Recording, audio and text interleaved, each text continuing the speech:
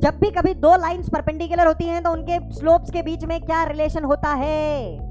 Sir जब भी कभी दो लाइंस परपेंडिकुलर होती है तो उनके स्लोप्स का प्रोडक्ट -1 होता है। दो अलग अलग पॉइंट्स कॉमन मिलते हैं between the parabola and the line, तभी तो वो दोनों वैल्यूज ऑफ एक्स यहाँ से आएंगी। ये जो पॉइंट है ना, इसे ही हम पॉइंट ऑफ कांटेक्ट बोलते हैं। मतलब टेंजेंट ने पैराबोला को किस पॉइंट पर टच किया। जब भी पैराबोला के ऊपर पॉइंट होगा तो t = 0 will give us equation of tangent. तो यहाँ पर ये जो पैरामेट्रिक कोऑर्डिनेट्स हैं, ये वाला इस पैराबोला के ऊपर, ये वाला इस पैराबोला के ऊपर। हेलो बच्चों, क्या हाल चाल, कैसे हैं सारे के सारे बच्चे? क्या भाई साहब आ गए? कौन कौन आ गया है चैट बॉक्स के अंदर? मेरे को एक बारी से बता दो, है ना, देख लेता हूं मैं कि बच्चों का जोश कितना है यार, है ना। सारे के सारे बच्चे कौन कौन आ गए, अपनी अटेंडेंस मार्क कर दें यार एक बारी तो।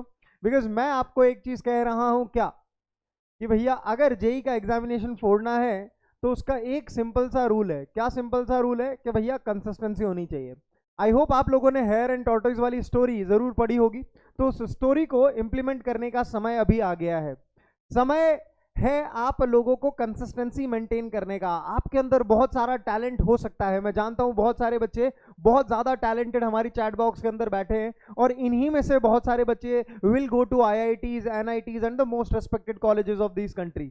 लेकिन बहुत सारे बच्चे ऐसे भी हैं जो नॉलेज होने के बावजूद, या कहूं टैलेंट होने के बावजूद, मेहनत थोड़ी सी कम करते हैं, और अल्टीमेटली वो जो हेयर के साथ हुआ था वही उनके साथ भी हो जाता है। तो इसीलिए मैं आप लोगों से कह रहा हूं कि अगर आपके अंदर टैलेंट है, या आपके अंदर अगर पढ़ने की इच्छा है, तो बस अपने सपनों को पूरा करने के लिए आगे बढ़ते रहिए, बस मेहनत करते रहिए।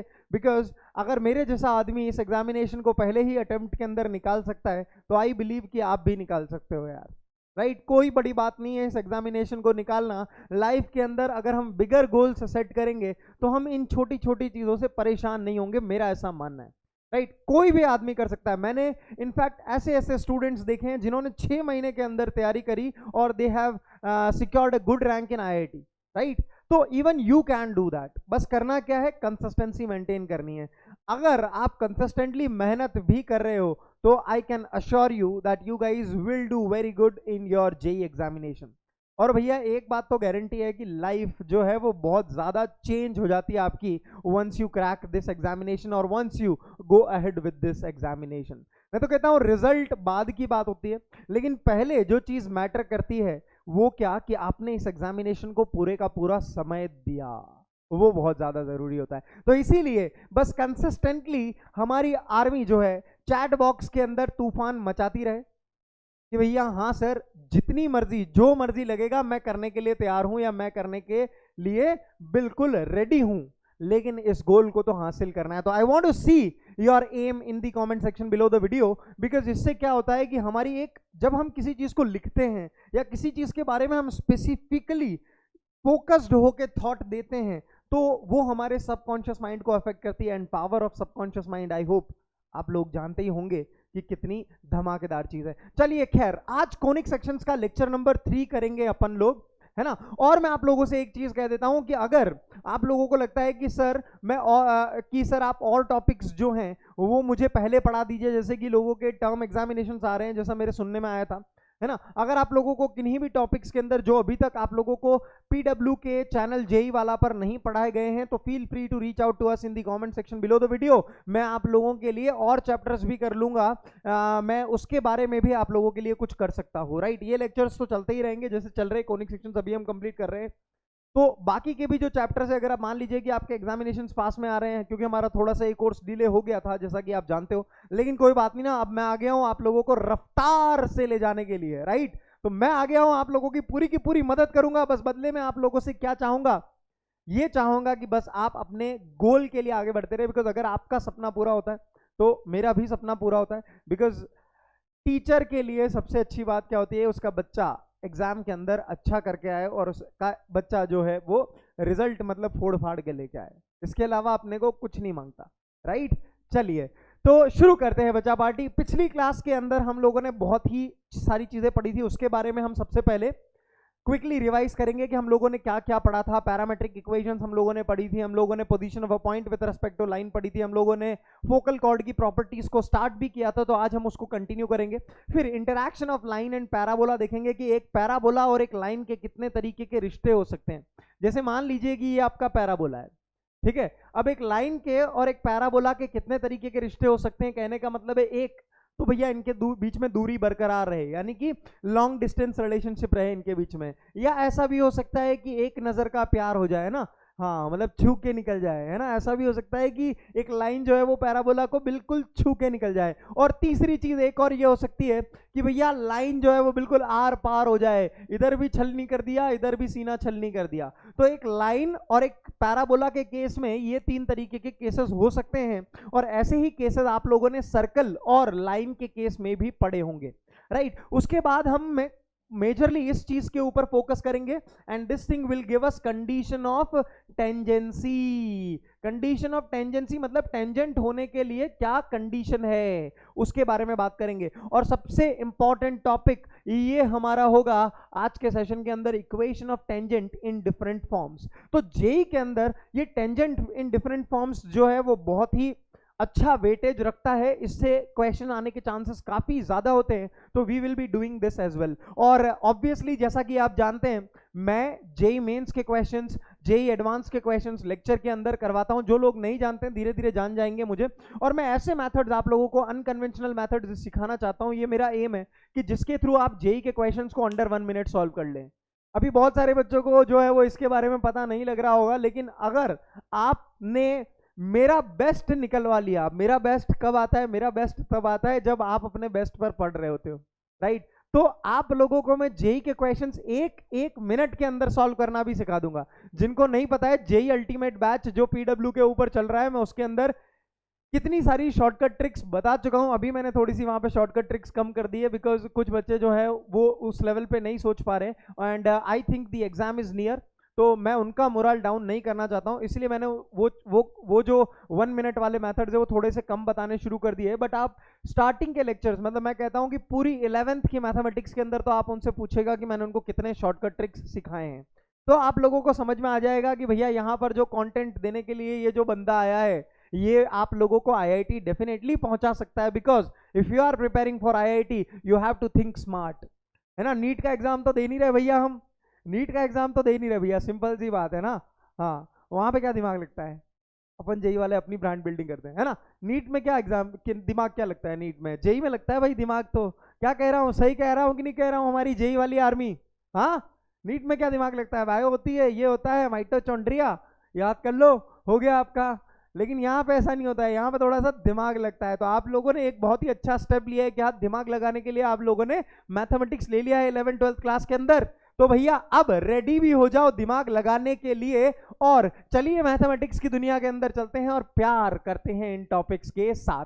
पिछली क्लास के अंदर मैंने आप लोगों को कहा था कि एक पैराबोला और एक पॉइंट 3 तरीके से आपस में इंटरैक्ट कर सकते हैं। या तो हमारा पॉइंट जो है वो इनसाइड द पैराबोला हो सकता है। मान लीजिए अगर ये आपका पैराबोला है, तो आपका जो पॉइंट है, this point can lie inside the parabola, ये पैराबोला है उसके माउथ के अंदर लाई कर सकता है। दूसरी चीज ये हो सकती है that your point is lying on the parabola, और तीसरी चीज ये हो सकती है कि your point is lying outside the parabola. हाँ या ना। इसके अलावा पॉइंट जो है वो पैराबोला के रेस्पेक्ट में और कहीं लाई नहीं कर सकता। अच्छा, अगर वो यहां पर लाई कर रहा है इस रीजन के अंदर, यानी रीजन नंबर 1 के अंदर लाई कर रहा है, तो मैंने आप लोगों को बताया था that S1 is going to be negative.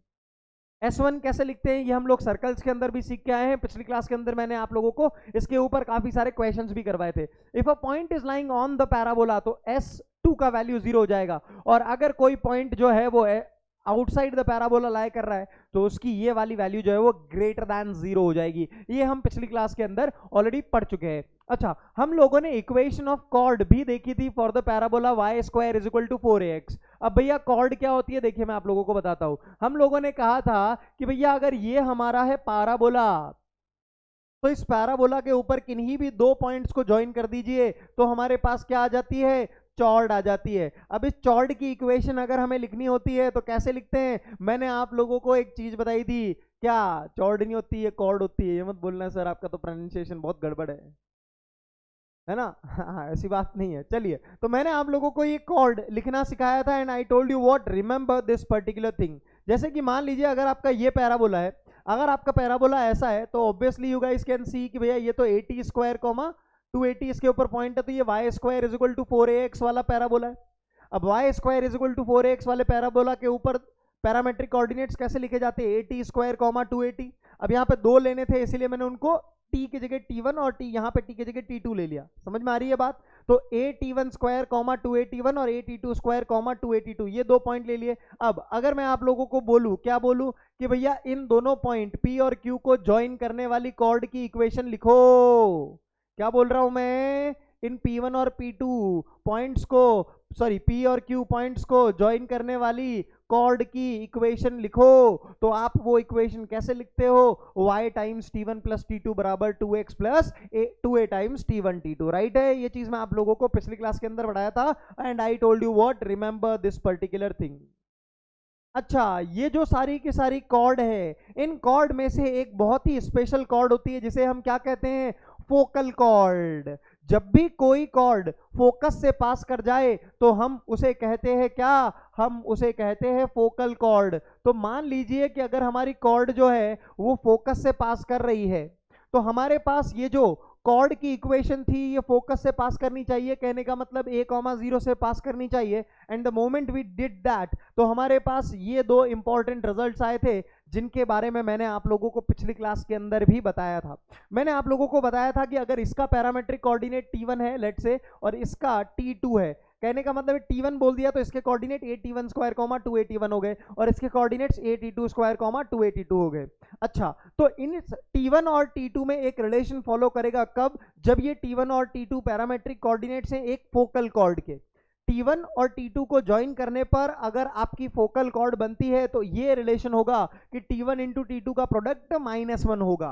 कहने का मतलब है कि अगर मैंने आप लोगों को बोल दिया कि एक parametric coordinate of a focal cord है ना, एक फोकल कॉर्ड है जिसका पैरामेट्रिक कोऑर्डिनेट एक एंड का जो है वो 4 है, तो दूसरे एंड का इस इक्वेशन से आप निकाल लोगे, कितना हो जाएगा, -1/4। तो इसके कोऑर्डिनेट्स में T1 के जगह पे 4 आ जाएगा, इसके कोऑर्डिनेट्स में T2 के जगह पे -1/4 आ जाएगा। This happens only in the case of focal cord. ये चीज मैंने आप लोगों को बताई थी। अच्छा, दूसरी बात, अगर मैं आप लोगों से कहता हूं कि ये 281 और ये 282, that is the ordinates of these two and points of the focal chord का प्रोडक्ट अगर आप लिखोगे तो ये चीज हो जाएगी 4a square T1 into T2, और फोकल कॉर्ड के केस में T1 इंटू T2 का वैल्यू कितना होता है, -1 होता है, तो यहां पर -4a स्क्वायर आ जाएगा।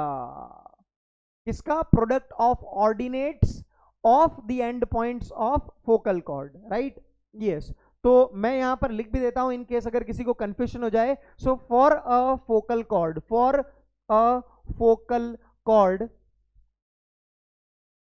these two things will happen, right। ये चीजें हम दोनों पिछली क्लास के अंदर पढ़ चुके हैं, तो I don't want to go into depth once again over here. जिस किसी को तकलीफ है इसके अंदर, आप लेक्चर नंबर 2 देख लीजिएगा, आपको प्यार हो जाएगा, ये हमारा वादा है भाई साहब। चलिए आगे बढ़ते हैं, लेंथ ऑफ फोकल कॉर्ड के बारे में पढ़ते हैं। तीसरी चीज आज हम शुरू करने जा रहे हैं, and that is length of focal cord. जरा ध्यान से देखिएगा, अगर मैंने आप लोगों से कहा कि मेरा ये पैराबोला है y square is equal to 4ax, ठीक है, इस पैराबोला पर दो एंड पॉइंट्स हो गए ये हमारे P और Q।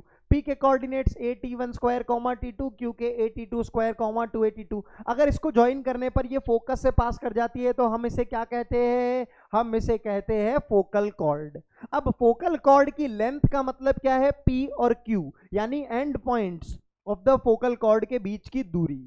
समझ में आ रही है बात। तो ये दूरी का एक फॉर्मूला होता है, क्या होता है, 4a कोसेक स्क्वायर अल्फा, जहां पे अल्फा क्या है, इस P और Q को अगर मैंने ज्वाइन कर दिया तो जो ये एंगल बना रही है PQ chord with respect to the x axis, ये हमारी एक्स एक्सिस है, इस एक्स एक्सिस के साथ में जो ये PQ है जितना भी एंगल बनाती है उसे हम बोलते हैं अल्फा। देखिए समझिएगा जरा, यहां पर लेंथ ऑफ फोकल कॉर्ड का मतलब क्या है, इन दोनों पॉइंट्स के बीच का डिस्टेंस। अगर मान लीजिए आपके पास ये दोनों के दोनों पॉइंट्स हैं, P के कोऑर्डिनेट्स भी हैं, Q के कोऑर्डिनेट्स भी हैं, तो यहां पर समझिएगा, if we are having coordinates of P and Q, अगर हमारे पास कोऑर्डिनेट्स हैं P और Q के, तब तो आप जानते हैं that distance between P and Q that is length of focal cord, distance between P and Q that is focal cord can be written by distance formula, हाँ या ना भाई? डिस्टेंस फॉर्मूला दो पॉइंट्स के बीच की दूरी बताता है। अगर हमारे पास P और Q के कोऑर्डिनेट्स हैं, अगर हमारे पास P और Q के कोऑर्डिनेट्स गिवन है, तो हम इसको डिस्टेंस फॉर्मूला से लिख ही सकते हैं। अगर मान लीजिए कि हम P और Q के कोऑर्डिनेट्स नहीं है और हमारे पास ये वाला एंगल अल्फा है, जो कि P और Q को ज्वाइन करने पर एक्स एक्सिस के साथ बनने वाला एंगल है, तो हम लेंथ ऑफ फोकल कॉर्ड इस फॉर्मूला के थ्रू निकाल लेंगे। समझ में आ रही है बात? यस। तो चलिए एक एग्जांपल कर लेते हैं। Find the length of focal cord. अच्छा, एक ऐसी कॉर्ड की लेंथ बतानी है जो कि फोकस से पास हो रही है, okay, of the parabola y square is equal to 8x, यानी यही वाला पैराबोला है, मैंने कहा which is perpendicular to the line x plus y is equal to 1। अगर ये लाइन है x plus y is equal to 1, तो बच्चों मुझे जरा इसका स्लोप बताना कि इसका स्लोप कितना होगा। इसका स्लोप मेरा क्या -1 हो जाएगा? आप लोगों ने स्ट्रेट लाइंस के अंदर पढ़ा होगा सारे के सारे बच्चे, यस और नो? हाँ जी सर। तो देखो जरा, अगर मैं आप लोगों से बोल रहा हूं कि भैया मेरी वो फोकल कॉर्ड की लेंथ निकालिए जो कि इस लाइन के परपेंडिकुलर है, तो मुझे एक बात बताइएगा कि let us assume the slope of focal chord, the slope of focal chord as m2। तो अगर मैंने उसको m2 मान लिया, ठीक है, तो मुझे एक चीज बताइएगा, अगर दो लाइंस कभी भी परपेंडिकुलर होती है, जब भी कभी दो लाइंस परपेंडिकुलर होती हैं, तो उनके स्लोप्स के बीच में क्या रिलेशन होता है? सर, जब भी कभी दो लाइंस परपेंडिकुलर होती है तो उनके स्लोप्स का प्रोडक्ट -1 होता है, राइट और नॉट? m1 की वैल्यू मुझे दी हुई है, तो क्या इस इक्वेशन से मैं m2 का वैल्यू निकाल लूंगा बेटे?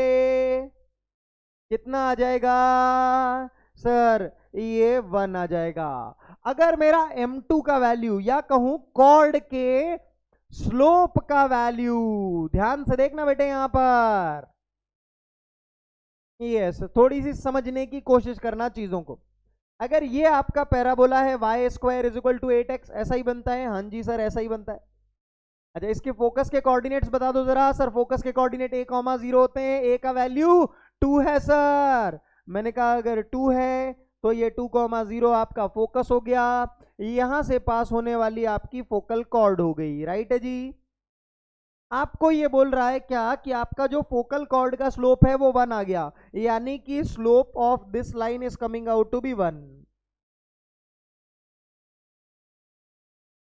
अगर इसका स्लोप आपका 1 आ गया, तो मुझे बताइए ये angle of inclination with respect to x axis कितना हो जाएगा? Sir, slope is equal to tan alpha होगा यहां पर, तो स्लोप बराबर tan अल्फा होगा यहां पर, तो अल्फा का वैल्यू कितना आ जाएगा? किस एंगल के लिए tan का वैल्यू 1 आता है सर? 45 डिग्री के लिए 1 आता है, या कहूं π/4 के लिए, राइट है जी एवरीवन? किसी को कोई तकलीफ किसी भी प्रकार की? तो आप लोगों को इसका स्लोप मिल गया, स्लोप से इसका एंगल ऑफ इंक्लिनेशन मिल गया अल्फा, राइट है कि नहीं है? यस और नो? ये आप लोगों ने स्ट्रेट लाइंस के अंदर पढ़ा होगा कि कोई भी लाइन अगर एक्स एक्सिस के साथ अल्फा एंगल बनाती है तो उसका स्लोप tan अल्फा होता है, राइट है जी? किसी को कोई तकलीफ इसके अंदर? नहीं सर। तो अगर मैं आप लोगों से बोल रहा हूं लेंथ ऑफ फोकल कॉर्ड निकालिए, तो आप क्या 4a cosec स्क्वायर अल्फा का वैल्यू लिख देंगे? हाँ या ना? लिख देंगे कि नहीं लिख देंगे भैया? तो लेंथ ऑफ फोकल कॉर्ड क्या हो जाएगा सर? ये होता है 4a cosec स्क्वायर अल्फा।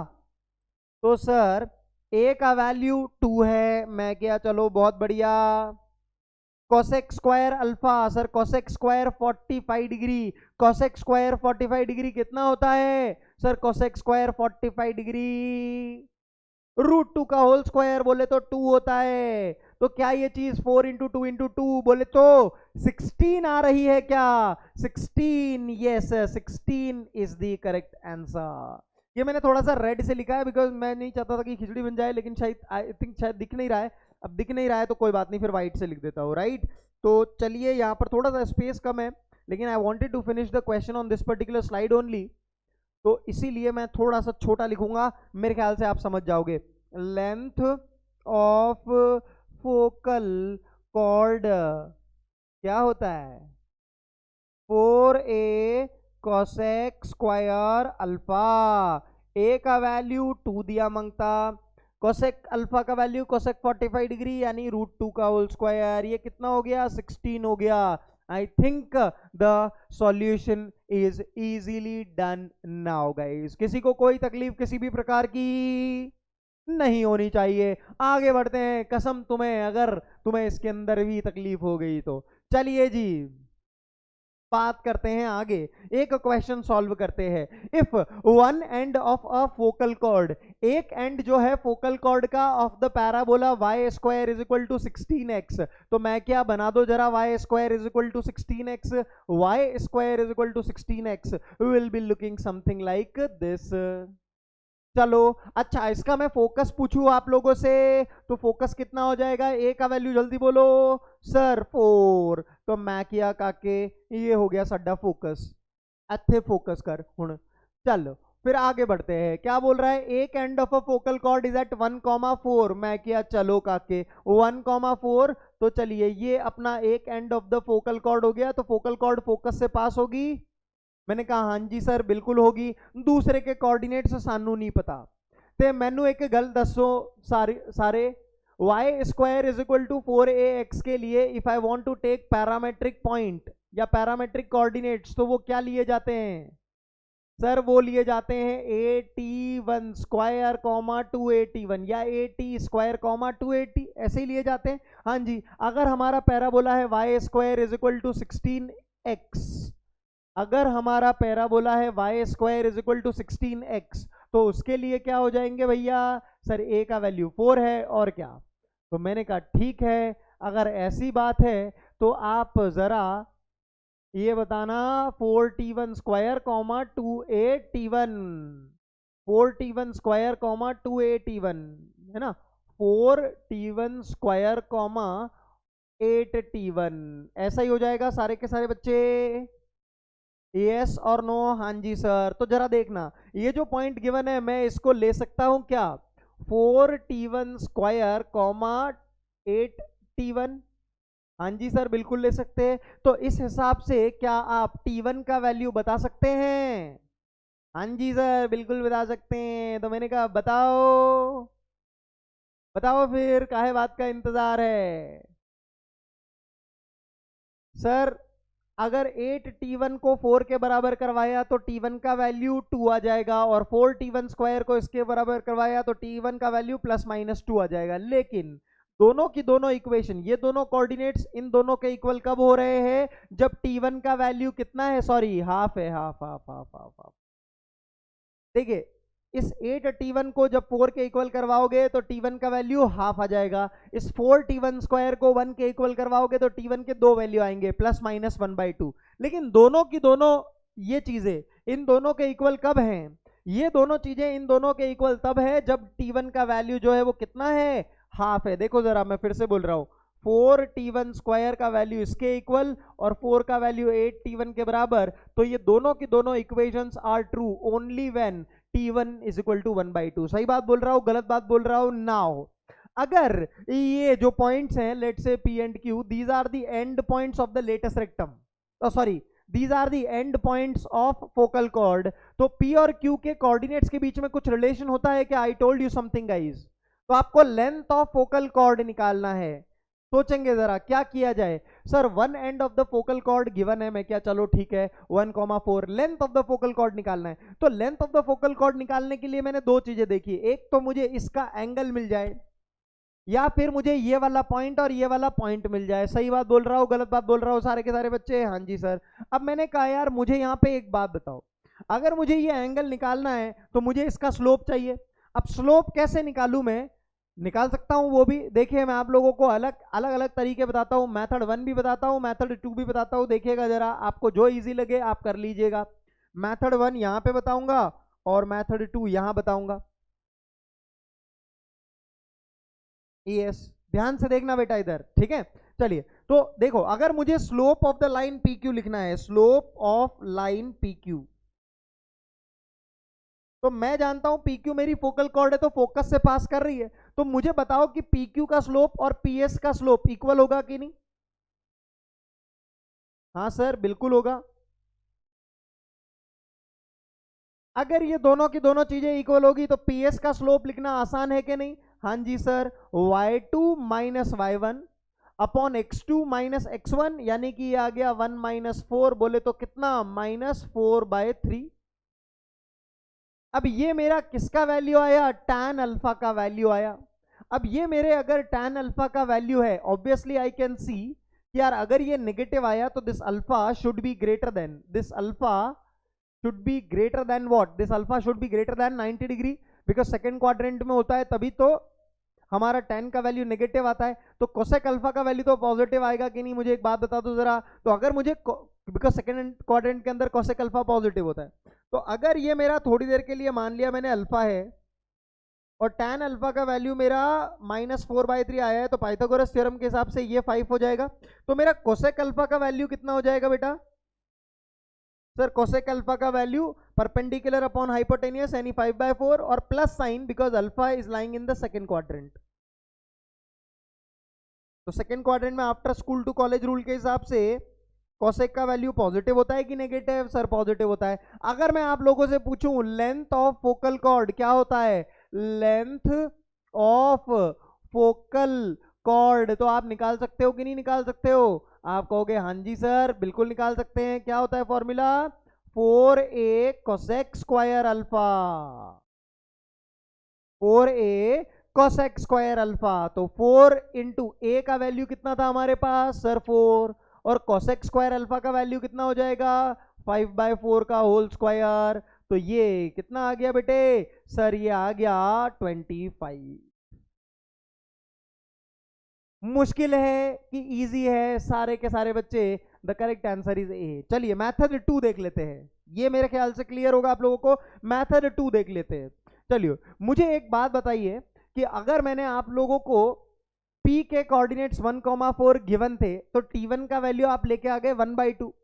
तो मुझे बात बताइए, अगर मैं Q के कोऑर्डिनेट्स a_t2 स्क्वायर 2a_t2 मान लेता हूं तो T1 और T2 के बीच में क्या रिलेशन होगा? अगर PQ are the end points of a focal chord, since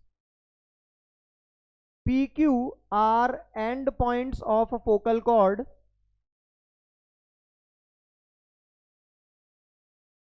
are end points of focal chord, तो उनके बीच में क्या रिलेशन होगा T1 T2 के बीच में? हाँ sir, so by property one के through T1 into T2 should be equal to -1। तो T1 का वैल्यू तो मेरे को 1/2 गिवन है, तो T1 का वैल्यू अगर मुझे 1/2 गिवन है तो T2 का वैल्यू कितना हो जाएगा? -2 हो जाएगा कि नहीं? और अगर T2 का वैल्यू मेरे पास आ गया तो can I write down the coordinates of Q point or not?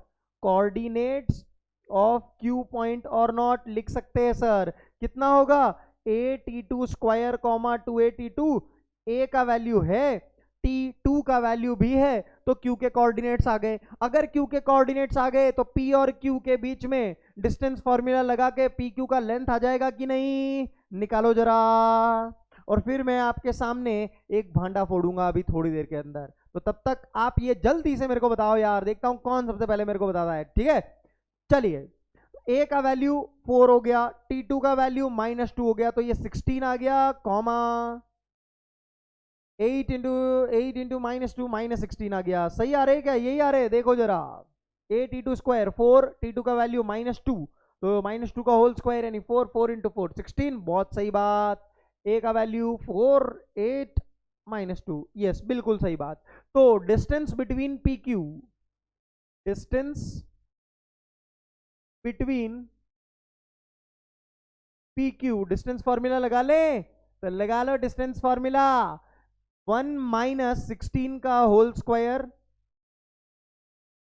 Plus 4 - 16 का होल स्क्वायर, तो ये आ गया 15 का स्क्वायर प्लस 20 का स्क्वायर। 15 के स्क्वायर को हम लिख सकते हैं 5 स्क्वायर इंटू 3 स्क्वायर। 20 के स्क्वायर को हम लिख सकते हैं 5 square into 4 square. 5 square common ले लेना, कैलकुलेशन और जल्दी आसान हो जाएगी। ये आ जाएगा आपका आंसर अगेन 25। समझ में आए कि नहीं आए दोनों के दोनों मेथड आप लोगों को? मैं जानना चाहता हूं सारी की सारी बच्चा पार्टी। आ गई बात समझ में आप लोगों को? और आनी भी चाहिए। क्यों? क्योंकि ये जो है ये एक recent year of JEE problem है, रीसेंट ईयर जेई क्वेश्चन है। इजी था कि नहीं था? सारे के सारे बच्चे बताएंगे। रीसेंट ईयर का मतलब है ये 2019, 20, 21 इसी में से किसी साल का क्वेश्चन है, पुराना क्वेश्चन नहीं दिया कोई मैंने। ये क्वेश्चन आप लोगों को इजी लगा कि नहीं लगा यार बताओ? और अगर इस तरीके से आप क्वेश्चंस कर सकते हो तो आप मुझे एक बात बताइए, जेई डुएबल लगने लगता है आपको कि नहीं लगने लगता है? तो again I am telling you what, देखिए बहुत सारे बच्चे हो सकता है ये सोच रहे हो कि सर आपने प्रूफ तो बताया नहीं कि ये फॉर्मूला कहां से आया 4a cos x square alpha. देखो बेटा, मैं कोऑर्डिनेट ज्योमेट्री के अंदर एक चीज में विश्वास रखता हूं कि हमारी ज्योमेट्री क्लियर होनी चाहिए और हमें results as much as remember हो जाए उतना बढ़िया। तो मैं इसीलिए यहाँ पे प्रूफ नहीं करवा रहा हूँ, बिकॉज अगर मैं प्रूफ करवाऊंगा तो तुम्हारा इंटरेस्ट जो है वो थोड़ा सा खो जाएगा, because proof is not at all required. Proof is not at all required. हाँ, अगर आपको चाहिए तो आप मुझे बताना, मैं सेपरेट सेशंस के अंदर उनके लिए भी कर दूंगा। यहाँ पर अगर मैं करूंगा तो आप लोगों को ये टॉपिक जो है वो अननेसेसरीली बहुत ज्यादा लंबा लगने लगेगा। और फिर क्या, मैंने एक चीज देखी है कि बच्चे जो होते हैं थोड़ा स्ट्रेट लाइन में तो उनका जोश रहता है, स्ट्रेट लाइन के एंड में जब वो आते हैं है ना, जैसे वो पेयर ऑफ स्ट्रेट लाइंस के अंदर आते हैं थोड़ा सा हिलने लगता है मामला, ठीक है। फिर सर्कल्स के अंदर सोचते हैं चलो सर्कल्स अच्छे से करूंगा, सर्कल्स का थोड़ा बहुत पोर्शन अच्छे से करते हैं, फिर मामला हिलने लगता है। और फिर भैया पैराबोला, एलिप्स और हाइपरबोला आते आते तक तो वो हथियार डालने लग जाते हैं। ये चीज मैं काफी सालों से ऑब्जर्व करता हूँ, इसीलिए वो तो ठीक है कि मैंने आप लोगों को स्ट्रेट लाइंस और सर्कल्स पढ़ाया नहीं है ना, आप कुछ कर नहीं सकते उसके लिए, बिकॉज अगर हम वो भी कवर करने जाएंगे तो फिर पंगा हो जाएगा। तो आई एम अज्यूमिंग कि आप लोगों को वो चीजें अच्छे से आती है, उसके बेसिस पे मैं बिल्ड करने की कोशिश आप लोगों की चीजों को कर रहा हूं। और इतना मैं आपको गारंटी दे सकता हूं कि भैया आप सारे के सारे जेई के क्वेश्चंस जितना मैं करवा रहा हूं उससे आप बना लोगे, राइट। बस उसमें आपको क्या करना है कि भैया जितने भी मैं चीजें आपको बोल रहा हूं उसके रिजल्ट आप लोगों को याद कर लेने हैं। समझ में आ गई बात? यस, बिकॉज फिजिक्स वाला आप लोगों के लिए क्या चाहता है? फिजिक्स वाला आप लोगों के लिए चाहता है कि आप लोग जो है, फिजिक्स वाला एज अ प्लेटफॉर्म आप लोगों के लिए चाहता है कि आप लोगों का जो सपना है वो पूरा हो यार, और इसीलिए हम लोग इतनी हार्ड वर्क यहाँ पर कर रहे हैं, राइट। तो अगर हम लोग इतने अच्छे अच्छे कॉलेजेस के अंदर पढ़ के आए हैं तो यार हमारा एक ये है ना कि हम भी किसी को भेजे यार, है ना, दिल हमारा भी दिल खुश होता है ना, क्योंकि मतलब यार दिल खुश होता है, बस और कुछ बात नहीं है। रिजल्ट देख के खुश होता है हमारा दिल सबसे ज्यादा, बिकॉज रिजल्ट के लिए पढ़ाते हैं भैया अपन, राइट। चलिए बहुत बढ़िया, आगे बढ़ते हैं। ये एक प्रॉपर्टी है जिसके बारे में मैं आप लोगों को अभी बता रहा हूं, लेकिन मैं इसको डिस्कस आगे करूंगा, राइट। क्या है ये प्रॉपर्टी, थोड़ा सा देख लेते हैं। चौथी प्रॉपर्टी है, प्रॉपर्टी नंबर 4, कि अगर मान लीजिए ये आपके फोकल कॉर्ड है, ठीक है।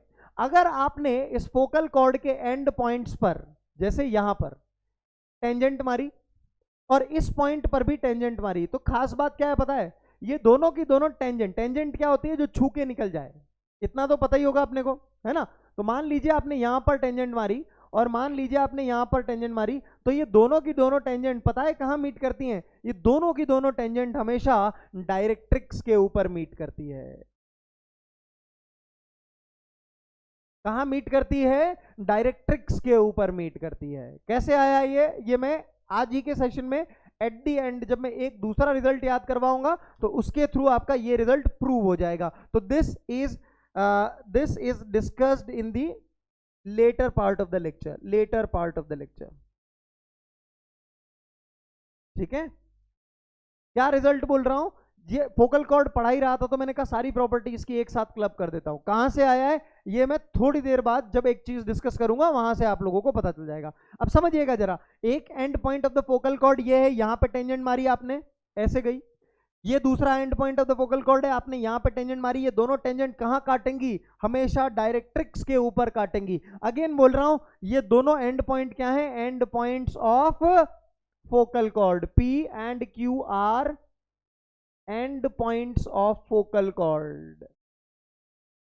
उन दोनों पॉइंट पे टेंजेंट मारेंगे तो कहां मीट करेगी काके, वो मीट करेगी फोकल कॉर्ड के ऊपर। समझ में आ गई बात सारे के सारे बच्चों को। चलिए, और पांचवा एक और result I want you guys to remember is कि फोकल कॉर्ड से ही रिलेटेड है कि भैया अगर ये P, ये S और ये Q, अगर मैं रेसिप्रोकल्स लेता हूं 1/PS 1/SQ, तो ये 1/A के इक्वल आएगा। PS क्या है, distance between P and point S। PS means distance between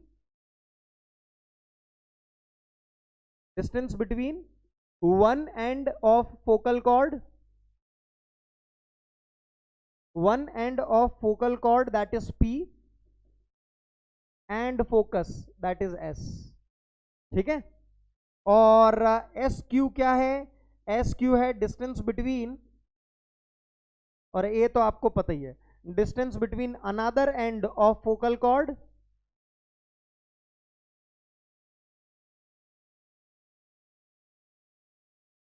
that is Q and focus S। ये हर फोकल कॉर्ड के लिए होता है। कहने का मतलब क्या है, ये डिस्टेंस आप निकाल सकते हो। अगर ये डिस्टेंस मान लीजिए A,0 इसके कोऑर्डिनेट्स हैं और P और Q के कोऑर्डिनेट्स आपके पास आ गए हैं, तो आप S Q का डिस्टेंस निकाल सकते हो। हाँ जी सर, निकाल सकते हैं। आप S और P का डिस्टेंस निकाल सकते हो, आपके पास P के भी कोऑर्डिनेट्स अगर हैं, हाँ, उनका रेसिप्रोकल करके सम करना, तो that will be equal to 1/A। This is also an important property, remember it like this only. You don't need to go for proofs, once again I am saying, because results, the more results you can remember, the more easier it is going to be for you. चलिए, तो आगे बढ़ते हैं और एक और नई चीज पढ़ते हैं अब, and that is interaction of a line and a parabola. तो समझिएगा जरा बच्चों, मैंने आप लोगों को एक चीज बताई कि एक पैराबोला और एक लाइन आपस में कितने तरीके के रिश्ते बताते हैं। ये पहली, ये दूसरी टच करने वाला पहला रिश्ता, कोई रिलेशन नहीं, मतलब दूर दूर, ये अपनी दुनिया में मदमस्त, ये अपनी दुनिया में मदमस्त। दूसरा, छू के निकल जाना भैया, पहली नजर का प्यार, है ना। और आज तो वैलेंटाइंस डे भी है ना। हाँ, यस, सुंदर कन्या वाला वो होता है ना, सुंदर कन्या वाला वैसा, ठीक है।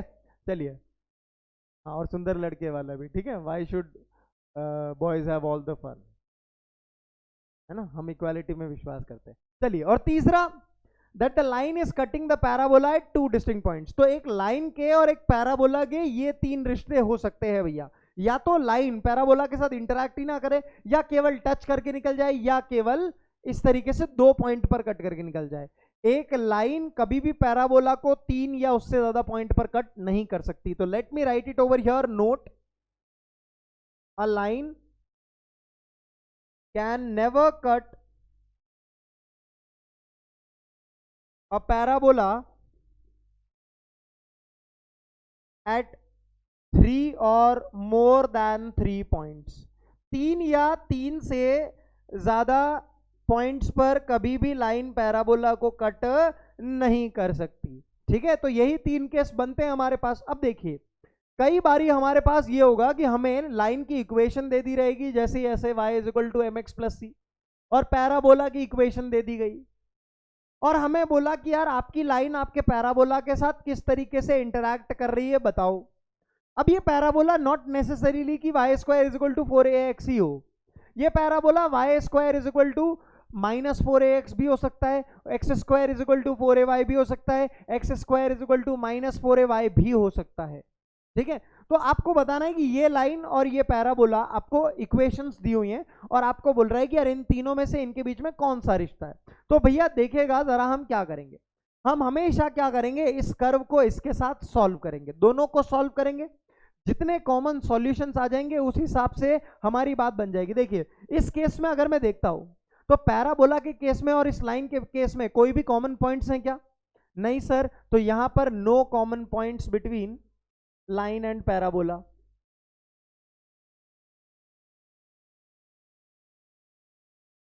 मैंने कहा चलो ठीक है। सेकंड केस में देखते हैं, टेंजेंट वाले के केस में there is only one common point between tangent and parabola. हाँ या ना, बस छू के निकलने वाला। मैंने कहा हाँ जी सर, सही बात है, only one common point between line and parabola. मैंने कहा चलो यार आगे बढ़ते हैं। तीसरे वाला केस देखते हैं, यहां पर टू डिस्टिंक्ट कॉमन पॉइंट्स, कौन कौन से, एक तो ये वाला और एक ये वाला, two distinct common points between line and parabola. मैंने कहा यार चलो ठीक है, ये तीन केसेस हो गए। अब सर मैं पता कैसे करूं, तो we have to solve these two equations, हमें ये दो इक्वेशन आपस में सॉल्व करनी होगी। तो मैंने यहां से y का वैल्यू उठाया और यहां पे डाल दिया। अगर मैं यहां से y का वैल्यू उठा के यहां पे डाल देता हूं तो यहां पे हो गया mx प्लस सी का whole square is equal to 4ax। हाँ या ना, सारे के सारे बच्चे देखेंगे जरा।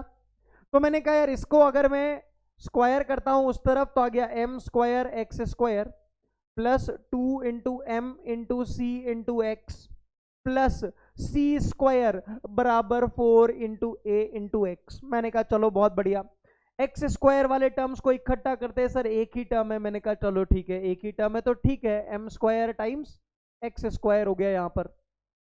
आपने कहा ठीक है, मैंने कहा एक्स वाले टर्म्स को इकट्ठा करो, एक्स वाले टर्म्स को इकट्ठा किया तो ये 2 into m into c minus 4a times x plus c square is equal to 0। सही बात है एवरीवन। एक्स के दो टर्म्स हैं, कौन कौन से, एक तो ये वाला टर्म और एक ये वाला टर्म, तो इसको उधर लेके गए, दोनों को कंबाइन कर दिया, like this we are having. अब now we can see that this is a quadratic in x. मेरे पास ये जो चीज आ गई है ये क्वाड्रेटिक इन एक्स आ गई है, राइट और नॉट। अच्छा, अब यहां पर अगर एक्स के रूट्स के बारे में बात करूं तो तीन चीजें हो सकती है। क्या क्या, या तो roots are distinct, roots are distinct यानी डिस्क्रिमिनेंट का वैल्यू ग्रेटर देन 0। हाँ या ना। अब रूट्स आर डिस्टिंक्ट मींस यहां पर आपको एक्स की कितनी वैल्यूज मिलेंगी, दो वैल्यूज। एक्स की अगर आपको दो वैल्यूज मिल रही हैं यानी इसमें और इसमें एक्स की दो कॉमन वैल्यूज हैं, तो कहने का मतलब है कि अगर आपका डिस्क्रिमिनेंट ग्रेटर देन 0 आ गया तो इनमें से कौन सा केस हो रहा होगा, सोचो जरा। अगर यहां पे डिस्क्रिमिनेंट ग्रेटर देन 0 आ गया तो दो डिस्टिंक्ट रूट्स आई आपकी, दो डिस्टिंक्ट रूट्स यानी दो डिस्टिंक्ट वैल्यूज ऑफ एक्स। दो डिस्टिंक्ट वैल्यूज ऑफ एक्स कहां पे मिलती है आपको, सर केस नंबर 3 में मिलती है, क्योंकि दो अलग अलग पॉइंट्स कॉमन मिलते हैं between the parabola and the line, तभी तो वो दोनों वैल्यूज ऑफ एक्स यहां से आएंगी। अच्छा, अगर यहां पे डिस्क्रिमिनेंट 0 आ जाए तो मेरे पास रियल एंड इक्वल रूट होंगी। रियल एंड इक्वल रूट यानी कितने पॉइंट कॉमन, सर एक ही वैल्यू ऑफ एक्स आएगी इन दैट केस, तो यानी कि इसमें और इसमें एक ही वैल्यू ऑफ एक्स कॉमन होगी। कहने का मतलब है वो इस केस नंबर 2 में लाई करेगी कि नहीं करेगी। तीसरी चीज, अगर डिस्क्रिमिनेंट लेस देन 0 आ गया तो एक भी रियल वैल्यू ऑफ एक्स नहीं आया। अगर एक भी रियल वैल्यू ऑफ एक्स नहीं आया तो इसके बीच में और इसके बीच में एक भी एक्स कॉमन नहीं है, यानी कि इन दोनों लाइंस का कोई भी इंटरेक्शन नहीं हो रहा होगा, तभी तो कोई भी पॉइंट कॉमन नहीं आएगा। समझ में आई बात। तो यहां पर ये जो क्वाड्रेटिक इन एक्स आई है, अगर मैं इसका डिस्क्रिमिनेंट लेस देन 0 आ जाए तब तो समझ जाना that the line is away from the parabola, मतलब कोई इंटरेक्शन ही नहीं है। अगर d इज इक्वल टू 0 है, डिस्क्रिमिनेंट का वैल्यू बराबर 0 है, तो the line will be touching the parabola. और अगर डिस्क्रिमिनेंट इज ग्रेटर देन 0 तो the line will be cutting the parabola at two distinct points. समझ में आ गई बात सारे के सारे बच्चों को? किसी को किसी प्रकार की कोई भी तकलीफ इतने पोर्शन के अंदर तो मुझे बताएंगे यार सारे के सारे बच्चे। क्लियर है? चलिए जी, तो अभी अभी हमने देखा क्या, quadratics will have equal roots when, जब ये लाइन टेंजेंट हो रही होगी। सीकेंट, सीकेंट वो लाइन होती है जो कि दो पॉइंट पर काटती है, तो यहां पर इस तरीके से, राइट है। तो quadratic will have for tangent discriminant should be equal to 0 और नॉट। अच्छा, डिस्क्रिमिनेंट अगर इस लाइन का 0 करके इक्वल करवा भी देते हैं अपन तो क्या आता है, लेट्स सी। मैं यहां पर पहले आपके लिए इक्वेशन लिख देता हूं, है ना। तो मेरे पास जो इक्वेशन आई है उसको मैं थोड़ा सा अगर यहां पर लिख दूं तो m square times x square plus 2 into m into c minus 4a, okay, x plus c square is equal to 0, ऐसी आ रही ना इक्वेशन। ठीक है, तो मैंने कहा यार हाँ ये तो समझ में आ गया कि अगर इसका डिस्क्रिमिनेंट इक्वल टू 0 है तो दोनों के दोनों रूट्स जो है वो इक्वल हो जाएंगे, और अगर दोनों के दोनों रूट्स इक्वल हो गए तो the line has to be tangent. इतना मुझे समझ में आता है। तो मैंने कहा यार एक बार ये कंडीशन लगाते हैं, डिस्क्रिमिनेंट इक्वल टू 0 करवाते हैं। अगर मैं इसका डिस्क्रिमिनेंट इक्वल टू 0 करवाता हूं तो ये आ गया b का वैल्यू ये है, स्क्वायर बराबर 4 into coefficient of x into coefficient of this constant term. Yes और नो? क्लास ले रहे हैं अरविंद सर, अभी फोन नहीं उठा सकते, फोन नहीं करने का। ठीक है, चलो ध्यान से देखना बेटे यहाँ पर। तो ये चीज आ गई मेरे पास। तो how can I solve this problem now? भाई मुझे यहाँ पर क्या करना है, मैंने कहा ठीक है यार काके, इसको मैं कलर ही दूसरा ले लेता हूँ ताकि अपने को क्या है पंगा नहीं रहेगा, है ना। ग्रीन कलर, इसका पूरा डेरिवेशन ग्रीन कलर से ही करेंगे जो भी करेंगे इसका काम, ठीक है, और इसका येलो कलर से करेंगे। तो मैंने कहा चलो ठीक है, तो 2 मैं कॉमन ले लेता हूँ पहले। तो 2 कॉमन ले ले तो बाहर तो आ जाएगा 4, स्क्वायर होके आएगा। फिर अंदर बन गया m into c minus 2a का whole square is equal to 4m square c square. दिमाग लगाओ, इतनी कैलकुलेशन मैं नहीं बताऊंगा, ठीक है, थोड़ा सा दिमाग लगाना सीखो कैलकुलेशन के अंदर भी। m square c square minus 4am into c plus 4a square is equal to 4m square c square. अच्छा, 4m स्क्वायर सी स्क्वायर तो आपस में कट जा रहा है, कट रहा है कि नहीं कट रहा है? तो ये आ रहा है minus 16a into M into सी बराबर 4a स्क्वायर, ऐसा आ रहा है। प्लस करने पर 4m स्क्वायर सी स्क्वायर तो कट जा रहा है और ये 16 आ रहा है, सॉरी, है ना। Yes, this is 16 coming. ठीक है जी, मैंने कहा बहुत बढ़िया। अच्छा, 16 से 16 a से a कट जा रहा है, तो ये कितना आ गया सर? c का वैल्यू मेरे पास आ गया a/m, हाँ या ना? तो जब भी कभी किसी स्ट्रेट लाइन के अंदर c का वैल्यू a/m के इक्वल होगा, जब भी कभी किसी स्ट्रेट लाइन के अंदर c का वैल्यू a/m के बराबर होगा, तो ये लाइन और ये लाइन, ये लाइन और ये पैराबोला, ये सेकंड वाला केस फॉर्म करेंगे, यानी ये लाइन टेंजेंट हो जाएगी। समझ में आ रही नहीं बात? देखो, इन दोनों को सॉल्व किया तो ये क्वाड्रेटिक इन एक्स आई। मैंने कहा यार अगर इस क्वाड्रेटिक का डिस्क्रिमिनेंट इक्वल टू 0 हो गया तो ओनली वन रूट आएगा, only one root case number 2, यानी टेंजेंट जब बनती है उसमें आता है, हाँ या ना? तो मैंने डिस्क्रिमिनेंट इक्वल टू 0 करवाया, तो आई एम हैविंग कि c का वैल्यू a/m के इक्वल होना चाहिए। तो कहने का मतलब है if c/m is equal to, मेरा c is equal to a/m हो गया, if c is equal to a/m is there, then y is equal to mx plus c will be a tangent to the parabola y square is equal to 4ax। हमारे को ये समझ में आ गया, समझ में आ गई बात? क्लियर है? अगर c का वैल्यू कभी भी a/m के इक्वल हो गया तो y is equal to mx plus c जो होगा वो एक टेंजेंट होगी इस parabola y square is equal to 4ax के लिए। समझ में आ गई बात? चलिए, सीकेंट यानी दो अलग अलग पॉइंट पे काटना। तो डिस्क्रिमिनेंट मेरा इस केस में क्या होना चाहिए था? ग्रेटर देन 0, तभी तो दो डिस्टिंक्ट रूट्स आएंगी, हाँ या ना? तो जब भी कभी अगर डिस्क्रिमिनेंट ग्रेटर देन 0 आ गया इस इक्वेशन को सॉल्व करने पर, अगर मेरा डिस्क्रिमिनेंट ग्रेटर देन 0 आ गया तो मैं क्या समझूंगा कि मेरी लाइन सेकंड होगी। यानी कि समझिए, क्या यहां पर मैं इक्वल टू के बजाय ग्रेटर देन का सिंबल लगा दूंगा तो आपको यह चीज समझ में आ रही है कि c का वैल्यू अगर a/m से बड़ा हो गया, c का वैल्यू अगर a/m से बड़ा हो गया तो ये केस आ जाएगा, ग्रेटर देन का सिंबल लग जाएगा बस। और एक और चीज देखिएगा, तीसरा, that is neither second nor tangent. इसका मतलब क्या है? Neither second nor tangent. Second यानी दो पॉइंट पे काटने वाली, टेंजेंट यानी एक पॉइंट पे टच करने वाली, और नीदर सेकंड नॉर टेंजेंट यानी दूरी, है ना, दूरी मतलब लॉन्ग डिस्टेंस, दोनों के बीच में कोई इंटरेक्शन नहीं। ऐसा कब होता है? जब डिस्क्रिमिनेंट लेस देन 0 होता है, जैसा कि हमने देख लिया। तो क्या अब आप मुझे बताइए, अगर मुझे कभी भी एक parabola, not necessarily y square is equal to 4ax, y square is equal to 4ax ही जरूरी नहीं है, अगर कोई और भी पैराबोला दे दिया गया और एक लाइन दे दी गई तो क्या मैं उनके बीच का रिश्ता बता सकता हूं? अब बता सकता हूं। देखिए जैसे एक क्वेश्चन करते हैं अपन, मान लीजिए कि मैंने आप लोगों को एक पैराबोला दिया हुआ है y square is equal to 4x और एक लाइन दी हुई है √3y is equal to x+3। तो यहां पे अगर मैं लिखूं √3y is equal to x+3 को, तो √3 को नीचे भेजने पर मेरे पास इक्वेशन जो है वो ऐसी आ जाएगी बेटे, 1/√3 इंटू x प्लस √3। मैंने कहा हाँ यार ठीक है। और मेरे पास पैराबोला क्या है सर? मेरे पास पैराबोला है y square is equal to 4x।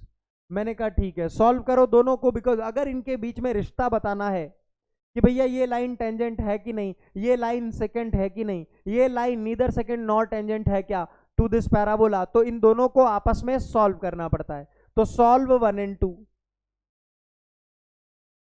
अगर मैं मेथड 1 बता रहा हूं आप लोगों को पहले, ठीक है, मेथड 1, तो दोनों को सॉल्व करते हैं भैया। अगर मैं दोनों को सॉल्व करने के लिए आगे बढ़ा तो यहाँ पे y का वैल्यू वो है, वहां पे y का वैल्यू है, तो यहां से y का वैल्यू उठा के वहां डाल दिया मैंने। तो ये मेरे पास कितना आ गया, 1/√3x प्लस √3 का whole square is equal to 4 into x बेटा। ठीक है, मैंने कहा आगे बढ़ते हैं, तो ये आ गया x प्लस 3 का whole square is equal to 3 times 4 into x. देखो एलसीएम ले लिया, फिर √3 का होल स्क्वायर बाहर निकाल के फेंक दिया उस तरफ, तो वो 3 हो गया। राइट है जी एवरीवन। तो ये कितना आ गया, x स्क्वायर plus 6x plus 9 is equal to 12x। और इसको अगर मैं सॉल्व किया तो ये आया कुछ ऐसा, और इसको अगर मैं देखा तो ये आया x माइनस 3 का whole square is equal to 0, बोले तो x इक्वल टू 3। कितनी वैल्यूज ऑफ x आ रही है sir? Only one value of x आ रही है, only one value of x, only one value of x means the line will be tangent। हाँ या ना? the line will be tangent। और देखो वैसे भी देखो ये क्वाड्रेटिक आ रही है, यहां से भी आप बोल सकते थे quadratic having discriminant equal to 0, discriminant equal to 0। और अगर दोनों को सॉल्व किया और डिस्क्रिमिनेंट इक्वल टू 0 आ गया तो भैया मैं क्या बोलता हूं, the line has to be tangent only. समझ में आती है बात सारे के सारे बच्चे? तो हमको ये रिश्ता पता चल गया क्या, कि ये लाइन जो है वो इस पैराबोला के लिए एक टेंजेंट के रूप में काम करेगी। एक तो ये तरीका है सॉल्व करने का। अब दूसरा तरीका हम लोगों ने देखा, y is equal to mx plus c will be y is equal to mx plus c. Result, इसी का रिजल्ट हम लोगों ने क्या देखा, will be a tangent to the parabola y square is equal to 4ax if c का value किसके बराबर हो, बोलो जरा, a/m के बराबर हो। तो let's check the value of c for √3y is equal to x plus 3। इसके लिए देखते हैं। तो मैंने कहा यार पहले इसको y is equal to mx वाली फॉर्म में लिखना पड़ेगा, तो लिखा तो वो ऐसा आ रहा है। तो this is the value of c guys. Okay, मैंने कहा चलो अगर मैं a/m का वैल्यू निकालता हूं, a/m का, तो a/m, a कितना है सर, a का वैल्यू 1 है, और m स्लोप ये कितना है 1/√3। तो ये इक्वल आया कि नहीं यार, which is equal to c, yes और नो? और अगर ये इक्वल है तो आपको क्या समझ में आता है काके? देखेंगे जरा सारे के सारे बच्चे। अगर मैंने इस लाइन को y is equal to mx plus c form में लिखा तो ये चीज c हो जाएगी, ये चीज m हो जाएगी। तो c का वैल्यू √3 आ रहा है, a का वैल्यू मुझे पता है 1 है, और m का वैल्यू 1/√3 है। तो a/m का भी वैल्यू निकाला, वो भी √3 आ रहा है, और c का वैल्यू भी √3 था। तो c is equal to a/m is there. और अगर c is equal to a/m is there तो the line y is equal to mx plus c will be tangent to the parabola y square is equal to 4ax। तो दोनों things are clear to you or not? ये basic method है, इसी का result मैंने इस method के अंदर यूज किया है। क्लियर है? किसी को किसी प्रकार की कोई आपत्ति भैया? मेरे ख्याल से नहीं होनी चाहिए। आगे बढ़े, चलो जी आगे बढ़ते। Condition of tangency. अभी अभी हम लोगों ने जो चीज देखी है उसी को अब मैं और रिजल्ट्स के रूप में आप लोगों को बताने जा रहा हूं। कंडीशन ऑफ टेंजेंसी का मीनिंग क्या है, पहले तो ये समझ लो कि क्या कंडीशन होनी चाहिए कि आपकी लाइन जो है वो पैराबोला के ऊपर टेंजेंट हो, उसी को हम कंडीशन ऑफ टेंजेंसी बोलते हैं। क्या कंडीशन होनी चाहिए कि हम एक लाइन को पैराबोला के टेंजेंट बोल सकते हैं, उसी चीज को हम कंडीशन ऑफ टेंजेंसी बोलते हैं। जैसे y is equal to m x plus c will be a tangent to the parabola. Touches the parabola means will be a tangent to the parabola. Will be a tangent to the parabola. इस चीज का meaning touches the parabola बोलू या बोलू will be a tangent to the parabola, एक ही बात है, ठीक है। टचेस द पैराबोला बोलू या बोलू will be a tangent to the parabola, एक ही बात है। तो y is equal to m x plus c वाली line y square is equal to 4ax वाले पैराबोला में टेंजेंट कब होगी, जब c का वैल्यू जो है वो किसके इक्वल हो, a बाई एम के इक्वल हो। अब ये जो रिजल्ट है ना आपके पास, आप इस रिजल्ट की मदद से किसी भी पैराबोला के ऊपर टेंजेंट लिख सकते हो। जैसे मैं आप लोगों को बताता हूं, क्वेश्चन देखिएगा, right down the equation of tangent having slope 2, मतलब स्लोप 2 हो ऐसी लाइन जो कि पैराबोला पर टेंजेंट है, वो लिखिए। देखिए अगर मैं आप लोगों से बात करूं कि स्लोप 2 वाली लाइन प्लेन के अंदर कितनी हो सकती है, आप बोलोगे सर स्लोप 2 वाली लाइन तो पैरेलल सारी ऐसी इनफाइनाइट हो सकती है। अच्छा, उन लाइन में से एक लाइन ऐसी जरूर होगी जो कि पैराबोला पर टेंजेंट हो रही होगी, y square is equal to 8x वाले पैराबोला के ऊपर। तो ये बोल रहा है कि वो टेंजेंट की इक्वेशन लिखो जिसका कि स्लोप 2 है पैराबोला पर।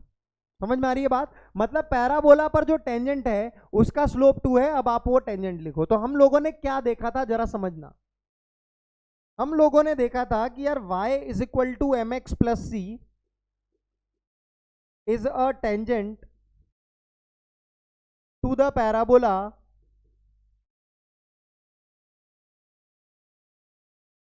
और मैं ये थोड़ा सा m चेंज कर देता हूं ताकि आप लोगों को ना कंफ्यूजन नहीं हो, √2 ले रहा हूं मैं m, ठीक है, √2 ले रहा हूं। Okay, y is equal to mx plus c is a tangent to the parabola y square is equal to 4ax if c is equal to a by m is there। ये मेरा concept है बेटा। मैं कहा हाँ sir ये मेरा concept है। अच्छा, a की वैल्यू प्रॉब्लम के अंदर देखो, हियर a का वैल्यू कितना है, 8x लिखा हुआ है, तो a का वैल्यू 2 हो गया सर। अच्छा, m का वैल्यू गिवन है, टेंजेंट हैविंग स्लोप √2, यस, तो m का वैल्यू √2। तो अगर मैं आप लोगों से बोलता हूं कि यार टेंजेंट का इक्वेशन लिखो, तो आप इसको ऐसे लिख सकते हो, y is equal to m, m के जगह पे कितना है सर, √2 है। मैंने कहा चलो ठीक है।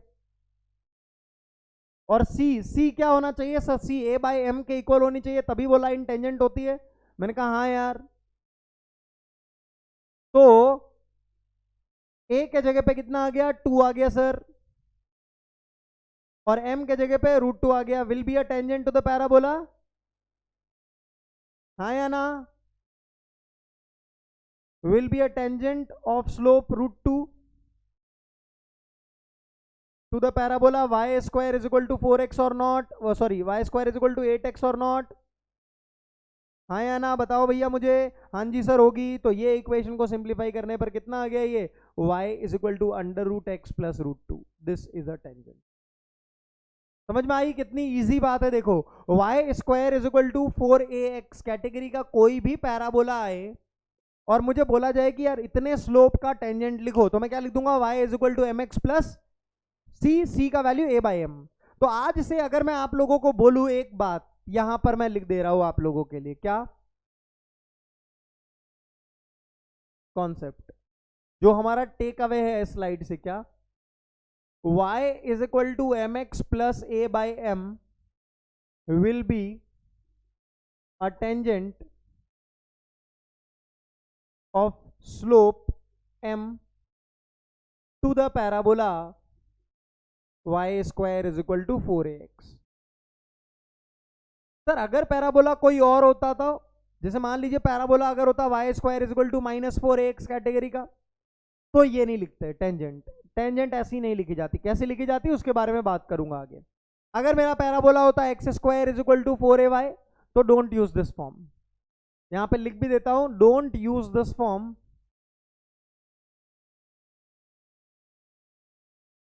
For other standard parabolas.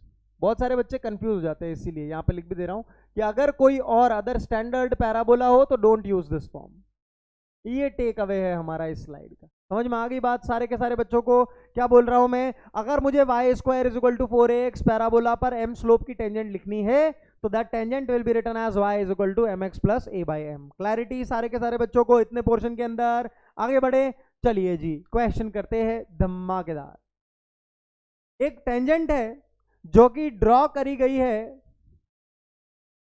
Parabola y square is equal to 6x। y square is equal to 6x category का पैराबोला है, यानी y square is equal to 4x category वाला पैराबोला है। मैंने कहा हाँ, which is perpendicular to the line this. अच्छा, तो क्या मैं सबसे पहले slope of 2x plus y is equal to 1 पता कर सकता हूं?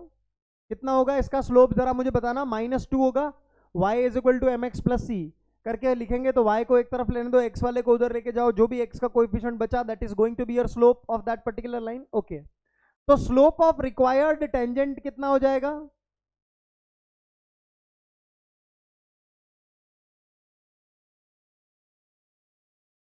लेट से इसको मैं बोल देता हूं m1, लेट से m1, ठीक है, और इसको मैं बोल देता हूं लेट से m2। ये कितना हो जाएगा?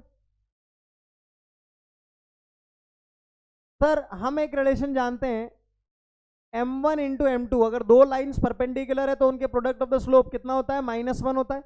तो यहां से मैं m2 का वैल्यू कितना लिख सकता हूं बेटा? -1 बाय m1 लिख सकता हूं। तो ये कितना हो गया? -1 बाय -2, यानी कि कितना हो गया? 1/2 हो गया। राइट है जी एवरीवन, किसी को कोई तकलीफ इतने के अंदर? तो हमारी जो टेंजेंट है उसका स्लोप कितना हो गया? 1/2 हो गया। Therefore tangent to the parabola y square is equal to 6x will be having slope equal to 1/2। तो मैंने कहा यार अगर मुझे y square is equal to 4ax parabola पर टेंजेंट लिखनी होती है तो मैं टेंजेंट लिखता हूं y is equal to mx plus a by m, ऐसे मैं करके टेंजेंट लिखता हूं इसके ऊपर। तो अगर मेरा parabola y square is equal to 6x है तो उसके लिए पहले तो मुझे यार a की वैल्यू बताओ। सर a की जो वैल्यू है वो हो जाएगी 6/4, हाँ या ना एवरीवन? 4a का वैल्यू 6 के बराबर है, यानी कि a का वैल्यू 6/4 बोले तो 3/2 के बराबर हो गई। a का वैल्यू ये हो गया मेरा। अगर मैं अब y is equal to mx plus a by m लिखता हूं तो m का वैल्यू 1/2, x प्लस a का वैल्यू 3/2 और ये m का value 1/2। This line will be tangent और नॉट?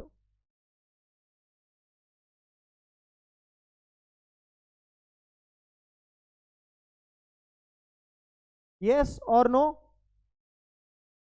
तो ये अगर मैं सिंप्लीफाई करके लिख दूं तो y is equal to 1/2x plus 3, this is my equation of tangent. समझ में आ रही है बात सारे के सारे बच्चों को, हाँ या ना? अच्छा, आपसे क्वेश्चन में क्या बोल रहा है? Which of the following does not lie on it, मतलब इस टेंजेंट के ऊपर कौन सा पॉइंट लाई नहीं करता है? इस टेंजेंट के ऊपर कौन सा पॉइंट लाए नहीं करता है? तो भैया जो इस पॉइंट को, जो इसको सेटिस्फाई नहीं करे वो इसके ऊपर लाए नहीं करेगा। ए करता है क्या? 0,3 डाल के देखो। हाँ जी सर 0,3 सेटिस्फाई करता है। -6,0 सेटिस्फाई करता है क्या? देखेंगे जरा सारे के सारे बच्चे। यस सर सेटिस्फाई करता है। 4,5 इसको सेटिस्फाई करता है क्या? x की जगह डालिए 4, y की जगह पे डालिए 5, सेटिस्फाई करता है क्या? हाँ जी सर करता है। 5,4 x की जगह पे डालिए 5, y की जगह पे डालिए 4, नहीं करता। तो this should be your answer. Again I am telling you this is asking does not lie on it, मतलब इनमें से कौन सा ऐसा पॉइंट है जो कि इस टेंजेंट के ऊपर लाई नहीं करता है? तो डी ऑप्शन नहीं करता है, that is your answer. And let me tell you one amazing thing over here that this is a recent year JEE mains problem. Recent year JEE mains problem. मुझे जितना याद आ रहा है ये 2020 या 21 का सवाल है। और this is a recent year JEE mains problem. Doable है कि नहीं है? सारे के सारे बच्चे मुझे बताएंगे यार क्या ये चीज आपको पहली ही क्लास के अंदर समझ में आ रही है? And try to understand this thing कि पहली क्लास में ही अगर इतने JEE मेंस के क्वेश्चंस आप कर पा रहे हो तो थोड़ी अगर हम मेहनत कर लेंगे तो वो क्वेश्चंस भी हम आसानी से कर पाएंगे जिसमें हम अटकते हैं। तो आई होप आप लोगों को ये जो चीज है वो क्लियर हो रही है। चलिए आगे बढ़ता हूं, मैं आप लोगों को नेक्स्ट कॉन्सेप्ट की तरफ लेके चलता हूं, and that is point of contact. Point of contact मतलब किसको कॉन्टैक्ट करना है। जैसे मतलब मान लीजिए कि आप लोग अगर फीस जमा कराने जाते हो स्कूल के अंदर, है ना। अब स्कूल के अंदर ऐसा तो है नहीं कि भैया आप जाओगे फीस जो है वो प्रिंसिपल के हाथों में दे दोगे, ये लो रखो हमारी फीस, है ना। पॉइंट ऑफ कांटेक्ट मतलब किसी एक पर्सन को कांटेक्ट करने के लिए रखा गया होगा, है ना, कि मतलब ये काम वो देखेगा। तो अब जरा समझो यहां पर कि यहां पे पॉइंट ऑफ कांटेक्ट का मीनिंग क्या है। मान लीजिए कि ये आपका एक पैराबोला है बच्चों, ये आपका एक पैराबोला है और इस पैराबोला के ऊपर एक टेंजेंट है। टेंजेंट कुछ ऐसी है। तो इस टेंजेंट ने पैराबोला पर कहां मीट किया, tangent meets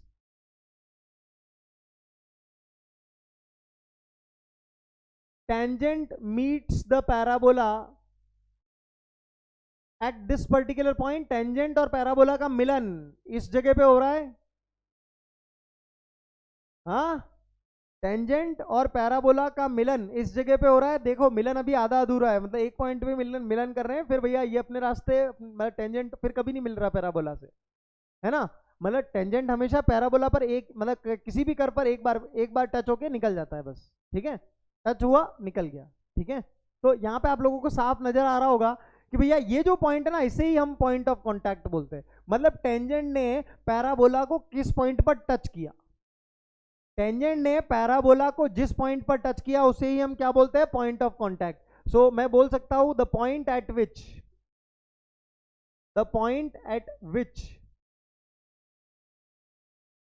tangent meets the parabola. मतलब जहां पर भी टेंजेंट जो है वो पैराबोला को मीट करे उसे हम क्या बोलते हैं, पॉइंट ऑफ कॉन्टैक्ट बोलते हैं। तो this is nothing but point of contact. समझ में आ रही है बात सारे के सारे बच्चों को।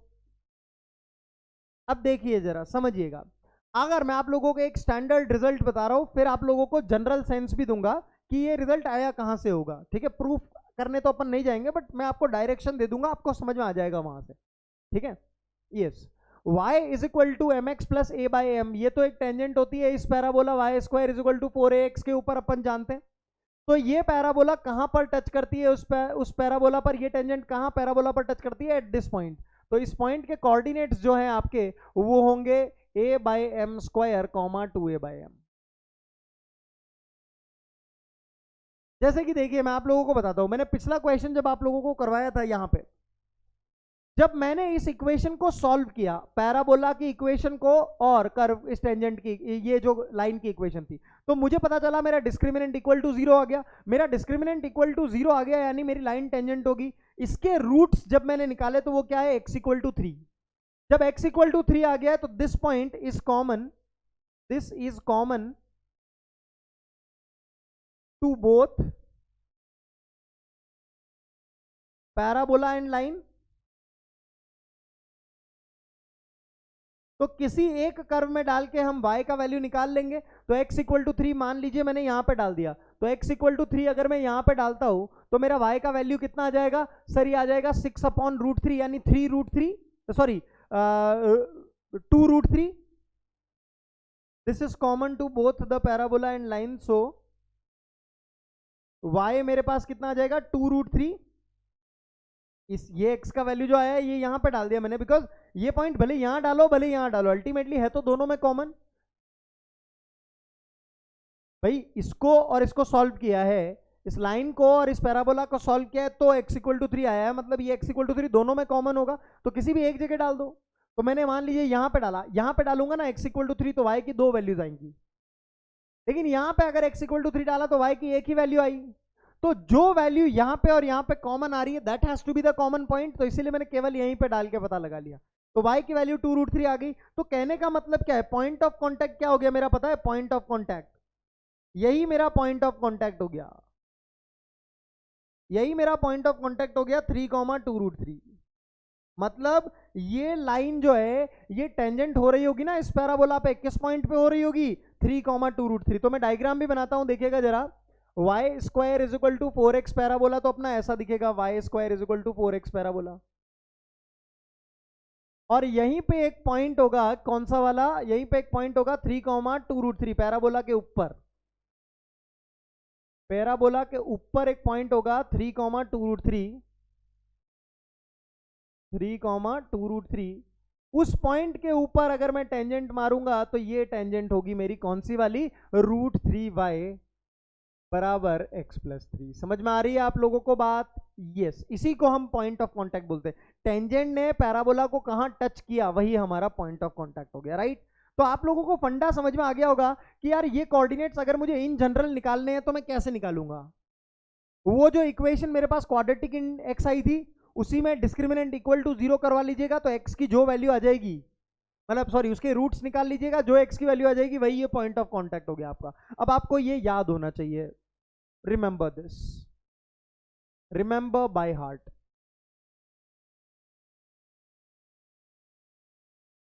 कहां से आ रहा है ये तो रास्ता पता चल गया होगा आपको, अब प्रूव करने की जरूरत नहीं है, केवल रास्ता पता चल गया, अपना काम हो गया। चलिए तो अपन अभी चलते हैं आगे और इस क्वेश्चन को सॉल्व करते हैं सारे के सारे बच्चे। बढ़े आगे तो देखिएगा बेटा ध्यान से। Find the point of contact of the tangent having slope 2 on the parabola this. अगर मुझे इस parabola y square is equal to 4ax category का है तो a का वैल्यू 4 हो गया बेटा, और m का वैल्यू मुझे दिया हुआ है 2, तो मैं टेंजेंट की इक्वेशन डायरेक्टली लिख सकता हूं कि नहीं लिख सकता हूं? पहली बात तो मुझे ये बताओ। हाँ सर, टेंजेंट की इक्वेशन तो मैं डायरेक्टली लिख सकता हूं।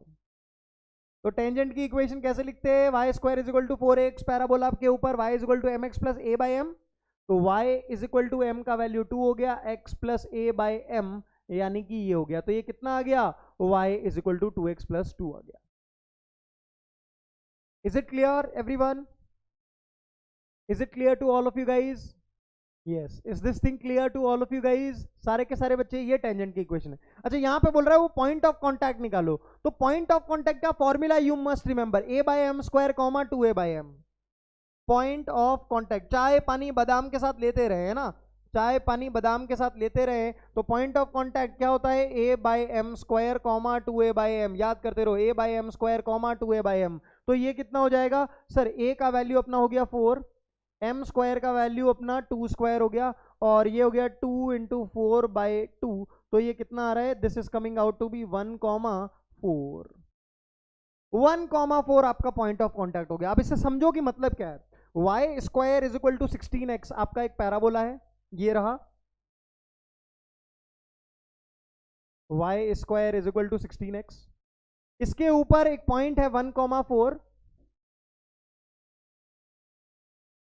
और इस पे जब आपने टेंजेंट मारा तो टेंजेंट जो है वो ऐसे आ रहा है, ठीक है, और वो टेंजेंट कौन सा है, y is equal to 2x plus 2।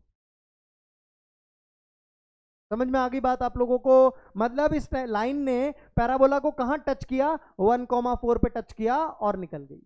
समझ में आ गई बात सारे के सारे बच्चों को? पॉइंट ऑफ कांटेक्ट का मीनिंग क्या है? Point of contact y is equal to mx plus a by m के on the parabola y square is equal to 4ax क्या होते हैं, a by m square comma 2a by m. बोलो मेरे साथ, a by m square comma 2a by m. याद होने चाहिए यार, रटे हुए होने चाहिए। जो लोग कहते हैं ना कि यार नहीं मैं एग्जाम के अंदर ही प्रूव कर लूंगा सर, इतना कितना याद करूंगा, देखो बेटा ये याद हो जाएंगे, जितनी ज्यादा प्रैक्टिस करोगे तो चीजें याद होने लग जाएंगी, ठीक है। प्रैक्टिस नहीं करोगे तो चीजें भूलने लग जाओगे, और भूलने लग जाओगे तो खिचड़ी बन जाएगी दिमाग के अंदर। इसीलिए मैं बोल रहा हूँ चाय पानी बादाम के साथ लेते रहे भैया फॉर्मूले, राइट कॉन्सेप्ट। मीनिंग समझ में आ गया ना, पॉइंट ऑफ कांटेक्ट क्या होता है, निकालते कैसे हैं वो मैंने आपको ओरली दिमाग के अंदर फीलिंग दिला दी, तो इतना ही कर लोगे आपका काम हो जाएगा। Now you have to solve the maximum number of problems that you can. समझ में आ रही है बात? चलिए आगे बढ़ते हैं। इक्वेशन ऑफ टेंजेंट, अब देखिए इन different forms, equation of tangent in different forms, that is last topic of the day हम करने जा रहे हैं, इन डिफरेंट फॉर्म्स। मतलब हम टेंजेंट की इक्वेशन जो है वो अलग अलग फॉर्म्स में लिखने जा रहे हैं। देखिए अभी तक हमने जो भी टेंजेंट की इक्वेशंस लिखी है वो केवल y square is equal to 4ax parabola के लिए ही लिखी है। अगर मान लीजिए मेरे पास पैराबोला होता y square is equal to -4ax, तो जो अभी तक मैंने किया मैं अप्लाई उसे नहीं कर सकता था प्रॉब्लम के अंदर। X square is equal to 4ay parabola में भी जो भी मैंने अभी तक सीखा है मैं उसको अप्लाई नहीं कर सकता था। X square is equal to -4ay वाले में भी मैं अभी तक जो सीखा है उसको अप्लाई नहीं कर सकता था। अब सर एग्जाम के अंदर ये तो जरूरी है नहीं कि स्टैंडर्ड पैराबोला केवल y square is equal to 4ax ही आएगा। मैंने कहा बिल्कुल जरूरी नहीं है, और भी पैराबोलाज आ सकते हैं, यस डेफिनेटली आ सकते हैं। तो in that case what we gonna do, we gonna summarise the equation of tangent in different forms. सबसे पहले हम पॉइंट फॉर्म देखेंगे जो कि सारे स्टैंडर्ड पैराबोलाज के अंदर हम देखेंगे। फिर हम आगे बढ़ेंगे, हम equation of tangent in parametric form देखेंगे, सारे पैराबोलाज के लिए देखेंगे। फिर हम आगे बढ़ेंगे स्लोप फॉर्म। स्लोप फॉर्म में अभी तक हमने y square is equal to 4ax parabola पढ़ लिया है, बाकियों के लिए अब पढ़ लेंगे। अरे सर कितना इतना और पढ़ना है, आसान है। आपको मैंने y square is equal to 4ax का फाउंडेशन बिल्ड करवा दिया ना, अब उसी फाउंडेशन को मैं यूज करूंगा और बाकी की चीजें भी आपकी हो जाएंगी बड़े आसानी से, गारंटी देता हूं इस बात की, ठीक है, गारंटी देता हूं इस बात की, लिख के ले लो मेरे से, राइट। तो चलिए शुरू करते हैं बच्चों, ये वाली चीज equation of tangent in different forms, और उसके अंदर first category that is point form. अब पॉइंट फॉर्म का मतलब क्या है, सबसे पहले तो आप ये समझो कि इस पॉइंट फॉर्म का मतलब क्या है। Point form of equation of tangent, इसका मीनिंग क्या है समझो जरा। Equation of tangent to all standard parabolas हम लिखने वाले। मान लीजिए आपको कभी भी कोई पॉइंट x1, y1 गिवन है कर्व के ऊपर, पैराबोला के ऊपर। मान लीजिए आपको गिवन है कि यार your point 1,4 lies on the parabola this, भले कोई सा भी पैराबोला हो, x square is equal to 4ay, x square is equal to minus 4ay, y square is equal to 4ax, y square is equal to minus 4x, कोई भी parabola हो। अगर आपको मैंने बोल दिया that a point x1, y1, या फिर लेट से ऐसा दे दिया 1,4 is a point lying on the parabola this any parabola, और आप उसके ऊपर टेंजेंट की इक्वेशन लिखो, तो आपको घबराने की कोई जरूरत नहीं है, बिकॉज मैं बोल रहा हूं हार्डली 10 सेकंड के अंदर आप पैराबोला पे टेंजेंट की इक्वेशन लिख दोगे, और कुछ याद नहीं करना आपको, केवल वही चीज जो कि आपको सर्कल्स के अंदर पढ़ाई गई है। क्या पढ़ाई गई है?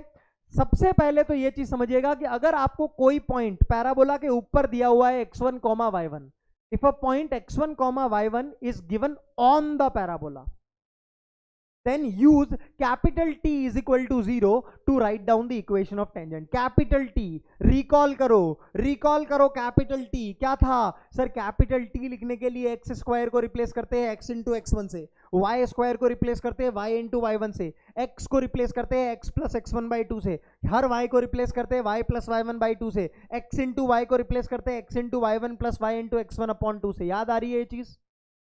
यही चीज लिखने का तरीका होता है कैपिटल टी, और capital T is equal to 0 जो है वो आपका टेंजेंट का इक्वेशन हो जाएगा। लेकिन अगेन मैं बोल रहा हूं this point eight the point x1, y1 बोलूं या बोलूं कि x1, y1 lies on the parabola, एक ही बात है।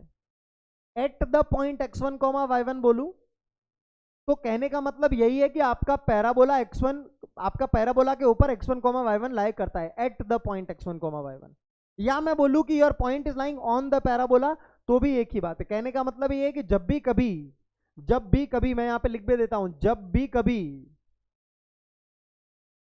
भी कभी पापा मुझे जो जोर से झूला झूलाते हैं मां, जब भी कभी पॉइंट गिवन है पैराबोला के ऊपर, you can use this form,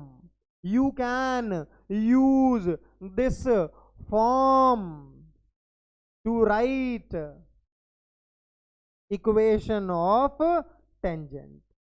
अच्छा, दिस इज नॉट नेसेसरीली कि ये भैया y square is equal to 4ax parabola के लिए ही हो, है ना, ये जरूरी नहीं है। यहां पे देखिए ऑल स्टैंडर्ड पैराबोलाज, और मैं तो रादर कहूंगा कि ऑल स्टैंडर्ड पैराबोलाज ही नहीं, कोई भी पैराबोला हो आप ये फॉर्म लगा सकते हो, ठीक है। चलिए, लेकिन अभी के लिए एज ऑफ नाउ ये समझ लीजिए। तो आपको बोला write down the equation of tangent at the point this, means this point is lying on the parabola, तो कैसे लिखेंगे यार? At the point this, at x1, y1 means x1, y1 lies on the parabola, और अगर ये parabola के ऊपर लाई करता है बच्चों, अगर ये पैराबोला के ऊपर लाई करता है तो हम t इज इक्वल टू 0 से इक्वेशन ऑफ टेंजेंट लिख डालेंगे। t इज इक्वल टू 0 कैसे लिखेंगे? t y स्क्वायर के जगह पे लिखेंगे y इंटू y1, 4a तो कांस्टेंट है, x के जगह पे क्या लिखते हैं? x plus x1 by 2। तो ये जो चीज आ गई यही आपकी इक्वेशन ऑफ टेंजेंट आ गई बच्चों। इसको थोड़ा फर्दर सिंप्लीफाई आप कर सकते हो, कोई प्रॉब्लम नहीं, ठीक है, जैसे 4 से 2 को काट दिया। अब देखिए बहुत सारे बच्चे क्या कंफ्यूज होते हैं यहाँ पे, मैं बताता हूँ आप लोगों को। वही बोलते हैं sir t is equal to 0, ठीक है, ये भी समझ में आता है। एट पॉइंट x1, y1, तो x1, y1 is lying on the parabola, ये भी समझ में आता है। t इज इक्वल टू 0 से टेंजेंट लिख देंगे, ये भी समझ में आता है। लेकिन वो बोलते हैं कि sir t is equal to 0 लिख रहे हैं तो सर यहाँ पे तो y आ रहा है, अब y के जगह सर ये वाली चीज क्यों नहीं पुट करी? नहीं नहीं नहीं नहीं, समझो जरा, जब भी एक्स स्क्वायर आएगा, अगर एक्स स्क्वायर है तो उसके जगह x into x one, y square है तो वाई इंटू वाई वन। अगर केवल x है, x की पावर कुछ भी नहीं है, तो उस x के जगह पे x plus x one by to, और अगर y है तो y के जगह पे y1 plus y one by two. यहाँ पे y स्क्वायर है, तो y स्क्वायर अगर है ना, y स्क्वायर अगर है तो we will take it as a single term, तो इसीलिए हम ये वाली चीज पुट करेंगे यहाँ पे। तो y स्क्वायर की जगह पे y इंटू वाई वन। अब यहाँ पे देखो अकेला x है, अगर अकेला x है तो we will put this particular thing. समझ में आ रही है बात? तो ये टेंजेंट की इक्वेशन होगी। अरे सर क्या बात कर रहे हो, इतना आसान, यही तो सर्कल्स के अंदर भी सीख के आए थे। मैंने कहा था हाँ, मैंने क्या कहा था आप लोगों से कि अगर आपको पैराबोला मास्टर करना है तो you have to master circle as well. आप अगर आपने सर्कल कर लिया, आधा काम आपका यूं ही इजी हो जाएगा, देखिएगा। और अगर जिसने पैराबोला कर लिया उसका तो एलिप्स हाइपरबोला मजाक मजाक में हो जाएगा पूरे का पूरा। चलिए तो ये चीज कर लेते हैं। Right down the equation of tangent at the point x1, y1। Eight the point x1, y1 means x1, y1 lies on the parabola. हाँ जी सर सही बात है। तो अगर ये x1, y1 पैराबोला के ऊपर लाई करता है तो हम इसके लिए अगर इक्वेशन ऑफ टेंजेंट लिखेंगे तो समझो जरा, y स्क्वायर के जगह पे y into y one, x के जगह पे x plus x one by two. तो ये हमारी टेंजेंट हो जाएगी कि नहीं हो जाएगी बेटे? हाँ सर हो जाएगी, बस ये होगी। अच्छा इस पे लिखेंगे y स्क्वायर के जगह पे y into y one, minus 4a constant है x के जगह पे x1 plus x one by two. हो गई सर, यही हमारी इक्वेशन ऑफ टेंजेंट हो गई। अच्छा x square is equal to 4ay, x square के जगह पे x into x one, y के जगह पे y plus y one by two. मैंने कहा यही इक्वेशन ऑफ टेंजेंट हो गई। यहाँ पे लिखते हैं एक्स स्क्वायर के जगह पे x into x one, minus 4a constant है, y के जगह पे y plus y one by two. बस दैट्स इट, यही हमारी इक्वेशन ऑफ टेंजेंट्स होगी। याद करना है क्या कुछ? बताओ जरा मुझे। Don't need to memorize. Don't need to memorize.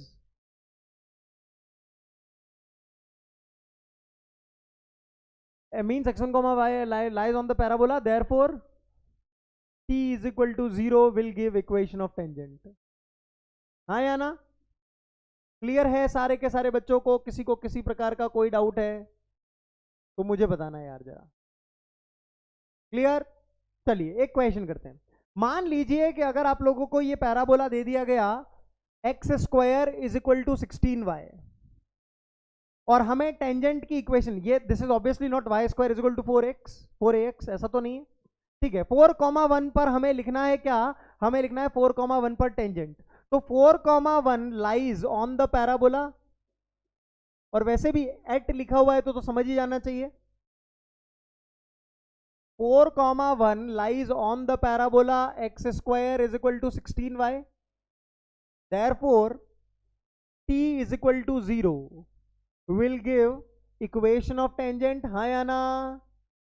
और अगर ये मुझे equation of tangent देगा बेटे तो मुझे एक बात बताना, अगर ये मुझे equation of tangent देगा तो मैं लिखता हूँ t is equal to 0, x square के जगह पे x इंटू x1 के जगह पे 4 लिखा हुआ है, y के जगह पे y plus y one by two, यानी ये चीज, इसी को सिंप्लीफाई कर दीजिए, यही आपकी इक्वेशन ऑफ टेंजेंट है। तो देखिएगा जरा बेटा, ये कितना आ जाएगा? ये 8 आ गया, ये 4, ये x equal to 2 times of y plus 1, ऐसा आएगा।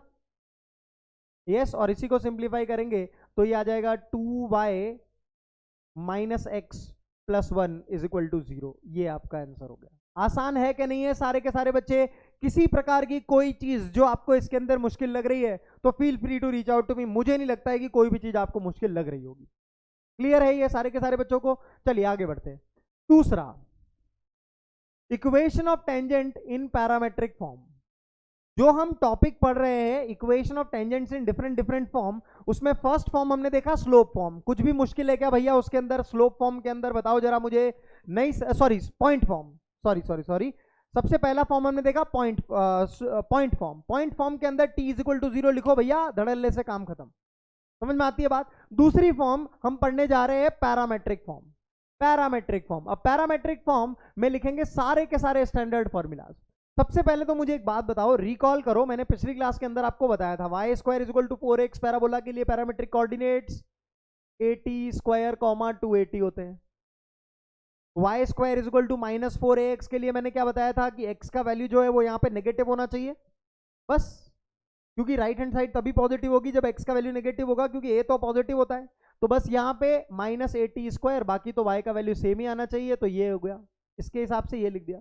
अच्छा, थर्ड वाले के लिए मैंने बताया x के जगह पे y डाल दो, y के जगह पे x डाल दो, तो फर्स्ट से थर्ड आ जाते हैं।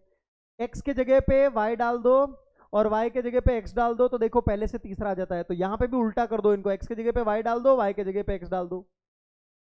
इस तरीके से मैंने आपको पैरामेट्रिक कोऑर्डिनेट्स याद करना सिखाया था बच्चों। तो यहाँ पर कितना आ गया, यहाँ पर सर y की वैल्यू नेगेटिव होनी चाहिए, क्योंकि लेफ्ट हैंड साइड तो पॉजिटिव है, 4a पॉजिटिव है, और राइट हैंड साइड भी अब पॉजिटिव होनी चाहिए। तो राइट हैंड साइड पॉजिटिव होने के लिए y की वैल्यू नेगेटिव होनी चाहिए, y की वैल्यू नेगेटिव होनी चाहिए, यानी ऐसा होना चाहिए। ये पैरामेट्रिक कोऑर्डिनेट्स थे। अब सोचो, parametric coordinates are the points taken on the parabola, isn't it? we know parametric coordinates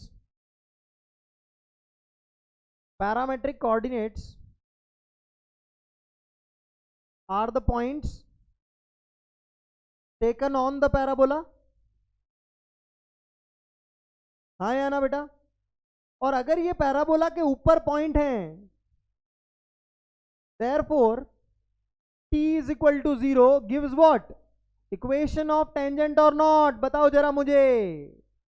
हाँ सर, क्योंकि पिछले वाले के अंदर पढ़ा है कि जब भी पैराबोला के ऊपर पॉइंट होगा तो t is equal to 0 will give us equation of tangent. तो यहां पर ये जो पैरामेट्रिक कोऑर्डिनेट्स हैं, ये वाला इस पैराबोला के ऊपर, ये वाला इस पैराबोला के ऊपर, ये वाला इसके ऊपर, ये वाला इसके ऊपर लाई करेंगे कि नहीं सारे के सारे बच्चे? और अगर करेंगे तो t is equal to 0 should give equation of tangent. तो सबसे पहले पॉइंट फॉर्म के अंदर लिख लेते हैं। पॉइंट फॉर्म के अंदर मैंने इसकी क्या सीखी थी, point form eight the point x1, y1 क्या सीखा था हमने? y स्क्वायर के जगह y इंटू y1 और x के जगह पे x प्लस x1/2, यही सीखा था। फिर यहाँ पे क्या सीखा था? y स्क्वायर के जगह y प्लस y1 और x के जगह पे x प्लस x1/2, यही सीखा था। x स्क्वायर के जगह पे x इंटू x1 और y के जगह पे y प्लस y1/2, ठीक है। और यहाँ पे ये सीखा था सर, यही सीखा था हम लोगों ने। अब यही चीज मैं बोल रहा हूं equation of tangent in parametric form के लिए भी लिखते हैं। देखो जरा कैसे लिखेंगे, समझना जरा कैसे लिखेंगे। देखिए बहुत ही आसान है।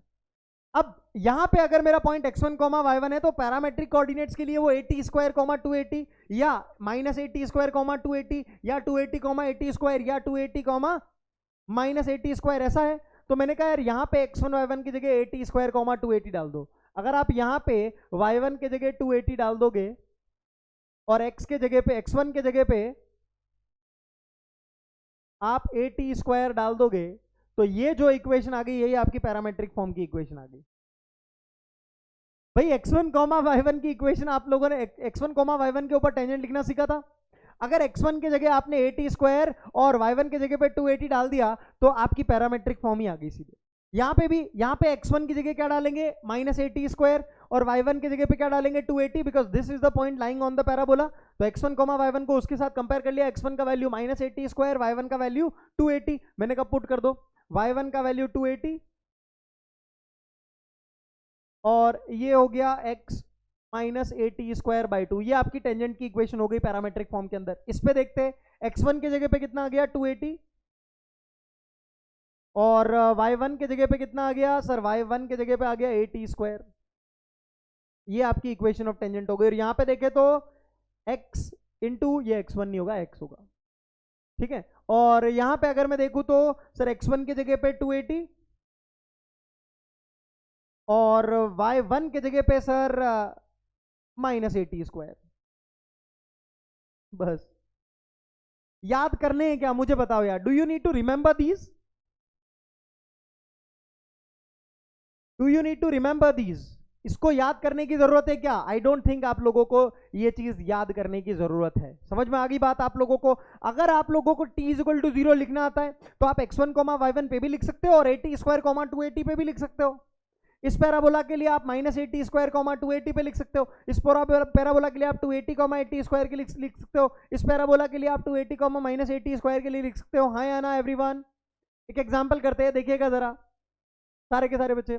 If one end of a focal chord A B, ठीक है, of a parabola y square is equal to 8x, ठीक है, देख लेते हैं y square is equal to 8x अगर मैं बात करता हूं तो y square is equal to 8x parabola is of the category y square is equal to 4x, तो it will be opening rightwards like this. ठीक है, इस पैराबोला के लिए एक फोकल कॉर्ड है। अच्छा, पहले तो मुझे इसके फोकस के कोऑर्डिनेट्स बता देना। 2,0 जी सर, a का वैल्यू 2 है। मैंने कहा बहुत बढ़िया। तो अगर मैं यहां पर फोकल कॉर्ड ड्रॉ करता हूं एक, मान लीजिए ये मेरी फोकल कॉर्ड है कोई, और ये a का वैल्यू 1/2 -2 दिया हुआ है, तो ठीक है। हाँ, तो ये मान लीजिए कि a का वैल्यू मुझे 1 -2 दिया हुआ है, ये a है और ये b है। क्योंकि a का वैल्यू में x पॉजिटिव है y नेगेटिव है, तो ऑब्वियस सी बात है यही होगा, इसलिए मैंने ऐसा ले लिया। ठीक है, 1/2 -2। ज्योमेट्री इतनी क्लियर है आप लोगों को? ठीक है। Then the equation of the tangent at B, इस पॉइंट पर मुझे टेंजेंट लिखनी है। अगर मेरे पास किसी तरीके से बी पॉइंट आ जाए, अगर मेरे पास किसी तरीके से बी पॉइंट आ जाए, तो B point is lying on the parabola, तो मैं t इज इक्वल टू 0 करके टेंजेंट की इक्वेशन लिख दूंगा। इतनी बात समझ में आती है? कितने बच्चों को समझ में आती है? भैया मुझे एक बात बताना, आती है सर? हाँ जी सर, बिल्कुल आती है समझ में। चलो, मैंने कहा अब हमारा एजेंडा क्या हो गया? बी के कोऑर्डिनेट्स निकालना। Agenda is to find out the coordinates of B.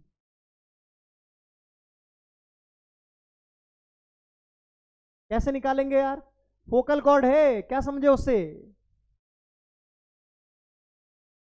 Sir अगर ये फोकल कॉर्ड्स है ना, तो अगर मैं इसको लिखता हूं a_t1 स्क्वायर 2a_t1, और इसके कोऑर्डिनेट्स को अगर लिखता हूं a_t2 स्क्वायर 2a_t2, क्योंकि y square is equal to 4ax parabola है, तो a_t स्क्वायर 2a_t की फॉर्म में लिखते हैं। अगर मान लीजिए यहाँ y square is equal to -4ax होता, तो हम -a_t स्क्वायर 2a_t की फॉर्म में लिखते। अगर मान लीजिए यहाँ पे पैराबोला होता x square is equal to 4ay, तो हम, समझ में आ रहा होगा आपको, 2a_t a_t स्क्वायर की फॉर्म में लिखते a और b को। क्लियर है इतना सारे के सारे बच्चों को? तो चलिए, अगर मैं यहां पर since AB is a focal chord, तो फोकल कॉर्ड अगर है तो T1 T2 के बीच में क्या रिलेशन होता है? T1 into T2 should be equal to -1 और नॉट? हाँ जी सर, अगर T1 into T2 focal chord A और B फोकल कॉर्ड के एंड पॉइंट है, तो T1 इंटू T2 -1 के बराबर। तो यहां पर अगर मैं इसको कंपेयर करता हूं, तो मेरे पास A का वैल्यू कितना है सर? A का वैल्यू तो पहली बार 2 है, देखो 4ax, A का वैल्यू 2 हो गया। ठीक है, और यहां से अगर मैं इसको और इसको कंपेयर करता हूं, तो 2a_t1 का वैल्यू -2 के बराबर, यानी कि मेरे t1 का वैल्यू कितना आ जाता है इन दोनों से? -1/a, यानी t1 का वैल्यू -1/2 आ जाता है। हाँ या ना बच्चों? t1 का वैल्यू मेरा -1/2 आ गया। मैंने कहा चलो ठीक है, t1 का वैल्यू मेरा -1/2 आ गया। इफ t1 का वैल्यू, t1 का नहीं, हाँ यस t1 का, तो T1 का वैल्यू -1/2 है, मींस मेरा T2 का वैल्यू कितना आ जाएगा सर? T2 का वैल्यू मेरा आ जाएगा 2। अगर T2 का वैल्यू मेरा 2 आ गया है, तो B के कोऑर्डिनेट्स कैसे आ जाएंगे? a_t2 square 2a_t2। तो A का वैल्यू कितना हो गया सर? A का वैल्यू 2 गिवन है, T2 यानी 2 स्क्वायर, 2 इंटू 2 इंटू 2 कितना आ गया ये सर? 8,8 आ गया। Now you have the coordinates of B. If you are having the coordinates of B, can you write down the equation of tangent at B? Equation of tangent at B, if you want to write down.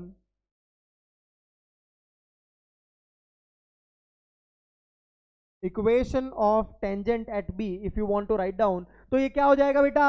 Sir, the P point lies on the parabola, तो T is equal to 0 will give us the equation of tangent. और अगर equation of tangent देगा तो y square के जगह पे y into y1, x के जगह पे x प्लस x1/2, x1 और y1 क्या है? 8 और 8।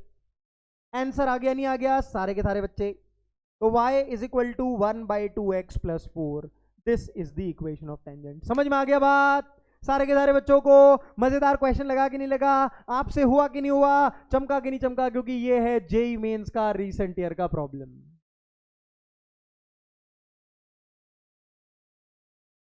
मेरे ख्याल से 2021 का प्रॉब्लम है ये। आसान है कि नहीं है यार, आप बताएंगे सारे के सारे बच्चे यार। इज दिस थिंग डूएबल और नॉट? भले ही आप पहली बार इस चीज को पढ़ रहे होंगे, लेकिन मुझे बताइए आपके दिमाग में चीजें स्ट्राइक कर रही हैं कि नहीं कर रही है, सारे के सारे बच्चे? यस। चलिए, last form of equation of tangent पढ़ेंगे, and that is slope form. हम लोगों ने देखा था कि अगर मेरा parabola y square is equal to 4ax है, और अगर मुझे m स्लोप की टेंजेंट लिखनी है, तो y is equal to mx plus a by m करके मैं जो लिख रहा था वो टेंजेंट m स्लोप की ही तो थी। तो पॉइंट ऑफ कॉन्टैक्ट मैंने यहाँ पर इक्वेशन ऑफ टेंजेंट तो देखा ही था कि अगर ये पैराबोला है और मुझे अगर टेंजेंट लिखनी है m स्लोप की, तो ऐसे लिखता हूँ। ये चीज तो हम देख के आए थे। और पॉइंट ऑफ कॉन्टैक्ट क्या आया था हमारा? a by m square comma 2a by m. ये याद कर लेना है हमको, a by m square comma 2a by m, right. ये तो हम देख के आए थे। किसी को कोई आपत्ति इसके अंदर, इतनी सी चीज के अंदर? तो मुझे जरा बताना यार पहले, कोई दिक्कत किसी भी तरीके की? अब देखिए सेकंड वाला कैसे याद होगा। अब सेकंड वाले को याद करने के लिए मैं आपको एक ट्रिक बता रहा हूं, बस आप ट्रिक अपने दिमाग के अंदर बिठा लें। अगर मैं यहाँ पे a के जगह लेट से थोड़ी देर के लिए ऐसा बोल दूं कि माइनस a डाल दो, तो इक्वेशन सेम रहती है, हाँ या ना? सारे के सारे बच्चे, अगर मैं आप लोगों को थोड़ी देर के लिए यहां पे बोल दूं कि a के जगह पे मैंने माइनस a डाल दिया, यस, ये चीज तो मैंने बता दी ना। अगर मैंने a के जगह पे माइनस a डाल दिया तो क्या होगा बेटे? देखो जरा, सर a के जगह माइनस a डाल दिया तो सेकंड इक्वेशन आ रही है। बस इसी चीज को पकड़े रहो, आपका सेकंड वाले का भी मैं आपको फंडा याद करवाना सिखा दूंगा। अगर a के जगह पे माइनस a डाला तो हर जगह आप a के जगह पे माइनस a डाल दो। हर जगह a के जगह पे माइनस a डाल दोगे तो यह आ गया minus a by m square, यहाँ पे आ गया माइनस 2a बाई एम, और यहाँ पे आ गया y is equal to m x minus a by m. याद हो गया? a के जगह पे माइनस a डाला तो ये कर्व आ रहा है, यहाँ पे भी डाल दो a के जगह पे माइनस a के जगह पे माइनस a ऐसा, a के जगह पे माइनस a ऐसा आ गया। ये दोनों चीजें होगी। मतलब इस पैराबोला के लिए अगर मैं कभी भी टेंजेंट लिखूंगा तो the tangent of slope m will be written like this, और पॉइंट ऑफ कांटेक्ट क्या होगा? ये होगा। समझ में आ रही है बात सारे के सारे बच्चों को? किसी को किसी प्रकार की कोई आपत्ति इसके अंदर तो मुझे बताना जरा। अब थोड़ा सा यहाँ पे समझना, listen to me very carefully. यहाँ पे थोड़ा सा आप लोगों को याद करने की जो ट्रिक सिखा रहा हूँ, वैसे तो डायरेक्ट रिजल्ट आप लोगों को ऐसा आ जाएगा 2am कॉमा am स्क्वायर, ठीक है, वैसे तो डायरेक्ट ऐसे आ जाएगा। लेकिन मैं आपसे एक बात जो कहना चाह रहा हूं वो थोड़ा सा समझिएगा, ठीक है। y is equal to m x minus am square, ठीक है, और ये y is equal to m x minus plus am square. अब देखिए, ये याद करने का मैं एक ट्रिक सिखा रहा हूं आपको, वो समझिएगा बस, ठीक है। रिजल्ट तो ये आता है, उसमें कोई दिक्कत नहीं है। रिजल्ट ये आता है, उसके अंदर कोई भी दिक्कत नहीं है। रिजल्ट दिक्कत नहीं है, रिजल्ट को याद कैसे करना है वो मैं आप लोगों को सिखाना चाह रहा हूं, ठीक है। रिजल्ट को केवल याद कैसे करना है वो मैं आपको सिखाना चाह रहा हूं। और अगर ये याद हो गया ना तो अगला वाला याद हो जाएगा। इसको कैसे याद करना है वो मैं सिखा रहा हूं आपको। फिर चौथा वाला जो है वो आप एज इट इज लिख लोगे कि अगर यहाँ पे a के जगह पे माइनस a डाल दोगे तो ये आ जाएगा। अगर ऐसा तो यहाँ पे आ गया माइनस 2am, यहाँ पे आ गया माइनस am स्क्वायर, और यहाँ पर आ गया y is equal to m x plus am square. ये याद हो गया तो ये याद हो जाएगा, ये याद तो है, ये याद हो जाएगा। तो ये याद कैसे करना है थर्ड वाला, इसके लिए मैं थोड़ा सा हिंट दे रहा हूं। अगर आपको वैसे याद रह जाता है तो ठीक, अगर वैसे याद नहीं रहता है तो आप एक काम करिएगा, अपनी कोई ट्रिक निकाल लीजिएगा याद करने की। तो समझिएगा जरा बेटा, यहाँ पे अगर मैं यहाँ पर x के जगह y डाल दूं और y के जगह x डाल दूं तो ये चीज आती है। हाँ जी सर, बिल्कुल आती है। तो यहाँ पर भी हम ऐसी ही चीज करने की कोशिश करेंगे कुछ। हाँ सर, यहाँ पे भी हम ऐसी ही चीज करने की कोशिश करेंगे। अच्छा, यहाँ पर अगर मैं x की जगह y डालता हूं और y की जगह x डालता हूं तो ऐसा कुछ आता है। अब समझो जरा, यहाँ पे अगर मैं इसको ऐसा लिखता हूं y, तो ये m नीचे जाएगा, 1/m होगा। जब भी m को नीचे भेजूंगा तो 1/m होगा। तो समझो जरा, यहाँ पर मैंने क्या किया है, बस m की जगह भी मैंने 1/m डाल दिया है बस। ये तो ठीक है, इस पे मैं आता हूं। इसको देखो पहले, m के जगह पे 1/m डाल दिया। अगर m के जगह पे 1/m डालोगे, इसमें m के जगह पे 1/m डालोगे तो ये 2am बन जाएगा, और x और y को इंटरचेंज कर रहे देखो, तो 2a इंटू एम हो गया। यहाँ पे 1/m के जगह m डालोगे तो ये 2am, ये s हो गया am स्क्वायर, राइट। और फिर ये वाली चीज तो मेरे ख्याल से आप लोगों को चमक गई होगी, राइट। किसी को कोई आपत्ति इसके अंदर? एवरीवन? यस। अगर आपको ऐसा लगता है कि यार ऐसे याद नहीं होगा तो remember this, only remember this, this we have already remembered, this we have already remembered. तो इसके थ्रू जो है ये वाली चीज जो है वो ट्रिक से याद हो जाएगी, ट्रिक टू मेमोराइज। ठीक है, अगर ये दोनों हो गई तो इसको याद कर लेना, और इसके थ्रू ये वाली ऑलरेडी ट्रिक टू मेमोराइज बताई दी है। मैं समझ में आ गई बात आप लोगों को बेटा? यप, चलिए बहुत बढ़िया। एक क्वेश्चन कर लेते हैं, काम बन जाएगा अभी। That's it, and this is going to be the last question of the day. चलिए, if y is equal to mx plus 4 is a tangent to the parabola this and this। अच्छा, इस पैराबोला के लिए अगर tangent लिखनी है तो कैसे लिखते हैं? Of slope m, tangent of slope m। Sir ये पैराबोला है y square is equal to 4ax category का, और इसके लिए अगर मुझे टेंजेंट लिखनी होती है तो मैं लिखता हूँ y is equal to mx plus a by m। ये तो मुझे याद ही है, मैं याद करवा के आया हूँ इतनी सारी चीजें पहले बता के। तो इसकी टेंजेंट कैसे लिखी जाएगी? a का वैल्यू 1 है तो y is equal to mx plus a by m, यानी 1 बाई m। राइट है? ठीक है सर, ये चीज होगी। दूसरी चीज देखना जरा, अगर मैं बोलता हूं कि यार वो x square is equal to 2by, इसके लिए अगर मुझे टेंजेंट ऑफ स्लोप m लिखना है, टेंजेंट ऑफ स्लोप m, तो वो कैसे लिखेंगे? टेंजेंट ऑफ स्लोप m, मैंने कहा देखो अभी ध्यान से, मैंने कहा अगर मेरा पैराबोला ऐसा होता है x square is equal to 4ay category का, तो उसके लिए कैसे लिखते? सर उसके लिए तो आप लोगों ने बताया था, क्या बताया था? याद करना है वो तरीका, एक तो वो, नहीं तो वो ट्रिक वाली। ठीक है, तो वहां पे क्या आया था? y is equal to mx minus am square. देख लो जरा, यही आया था, y is equal to mx minus am square. अच्छा, यहां पर 2b दिया हुआ है, किसके जगह पे? 4a के जगह पे। तो 2b is equal to 4a दिया हुआ है, तो b a के जगह पे मैं क्या डाल सकता हूं? b by 2। a के जगह पे b बाई 2 डाल सकता हूं, मैंने कहा डाल दो। अगर आप a के जगह पे b बाई 2 डाल दोगे तो ये इक्वेशन ऐसी आ जाएगी, mx माइनस a के जगह पे b बाई 2, तो ऐसी।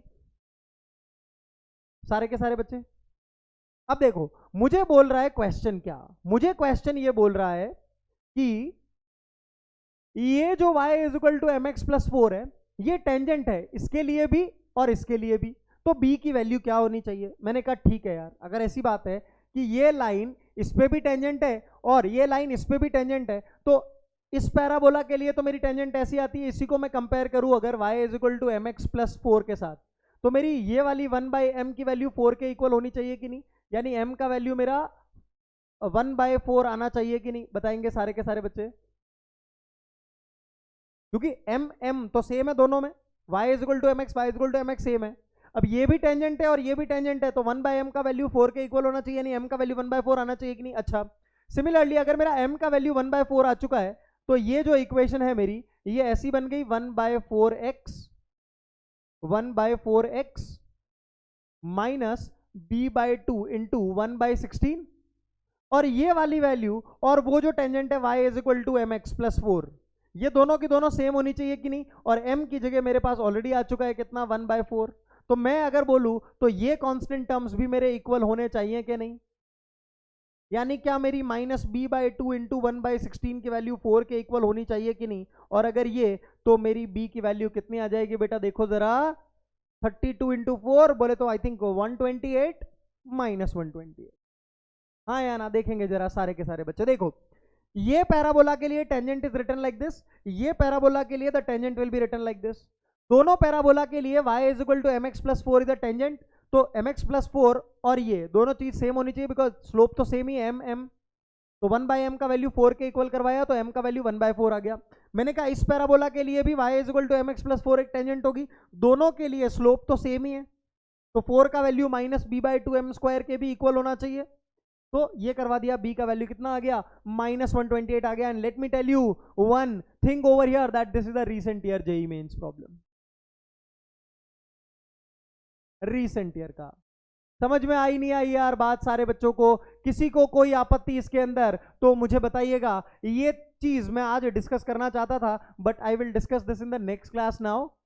ठीक है, नेक्स्ट क्लास में बच्चों मैं इसको आपके लिए डिस्कस कर दूंगा, डोंट वरी। और फिर ये वाला टॉपिक भी मैं आपको नेक्स्ट क्लास के अंदर बता दूंगा, और फिर हमारा टेंजेंट्स पोर्शन जो है वो कंप्लीट हो जाएगा। तो आज के लिए सेशन को यहीं एंड करेंगे। उम्मीद करता हूं कि जो भी मैंने आप लोगों को पढ़ाया है आप लोगों को समझ में आया होगा और आप लोगों ने एंजॉय इस सेशन को जरूर किया होगा। अगर आप लोगों ने इस सेशन को एंजॉय किया है तो डू सपोर्ट मी, बिकॉज क्या होता है कि अगर आप लोग को समझ में आ रहा है तो that will give me some positive energy, और वैसे समझ में आएगा। बट क्या होता है कि लोग मतलब पूरे का पूरा फॉलो नहीं करते हैं, बिकॉज समटाइम्स ये यूट्यूब पे मैंने देखा है कि हो सकता है बहुत सारे लोग मुझे जानते नहीं हो, तो वो अपना नुकसान करवा बैठेंगे यहाँ पर, है ना। तो इसीलिए मैं कह रहा हूँ कि पूरे के पूरे सेशंस देखिए, बच्चों को रेकमेंड करिए। अगर आपको समझ में आ रहा है तो आप दूसरों को भी रेकमेंड करें ताकि उन्हें भी समझ में आए, और हम लोग जो है जिस इंटेंट के साथ काम कर रहे हैं वो इंटेंट और मल्टीप्लाई हो जाए आप लोगों के लिए। इंटेंट तो खैर हमेशा पॉजिटिव रहेगा ही, बट जोश और ज्यादा हो जाएगा, और अगर जोश और ज्यादा हो जाएगा तो रिजल्ट्स और डेफिनेटली अच्छे होंगे,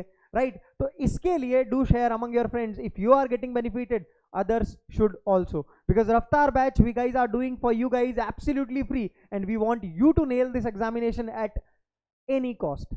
तो चलिए मिलते हैं नेक्स्ट सेशन के अंदर। Keep learning, keep shining, keep rocking, keep enjoying. Let's make most out of this. Thank you so much guys.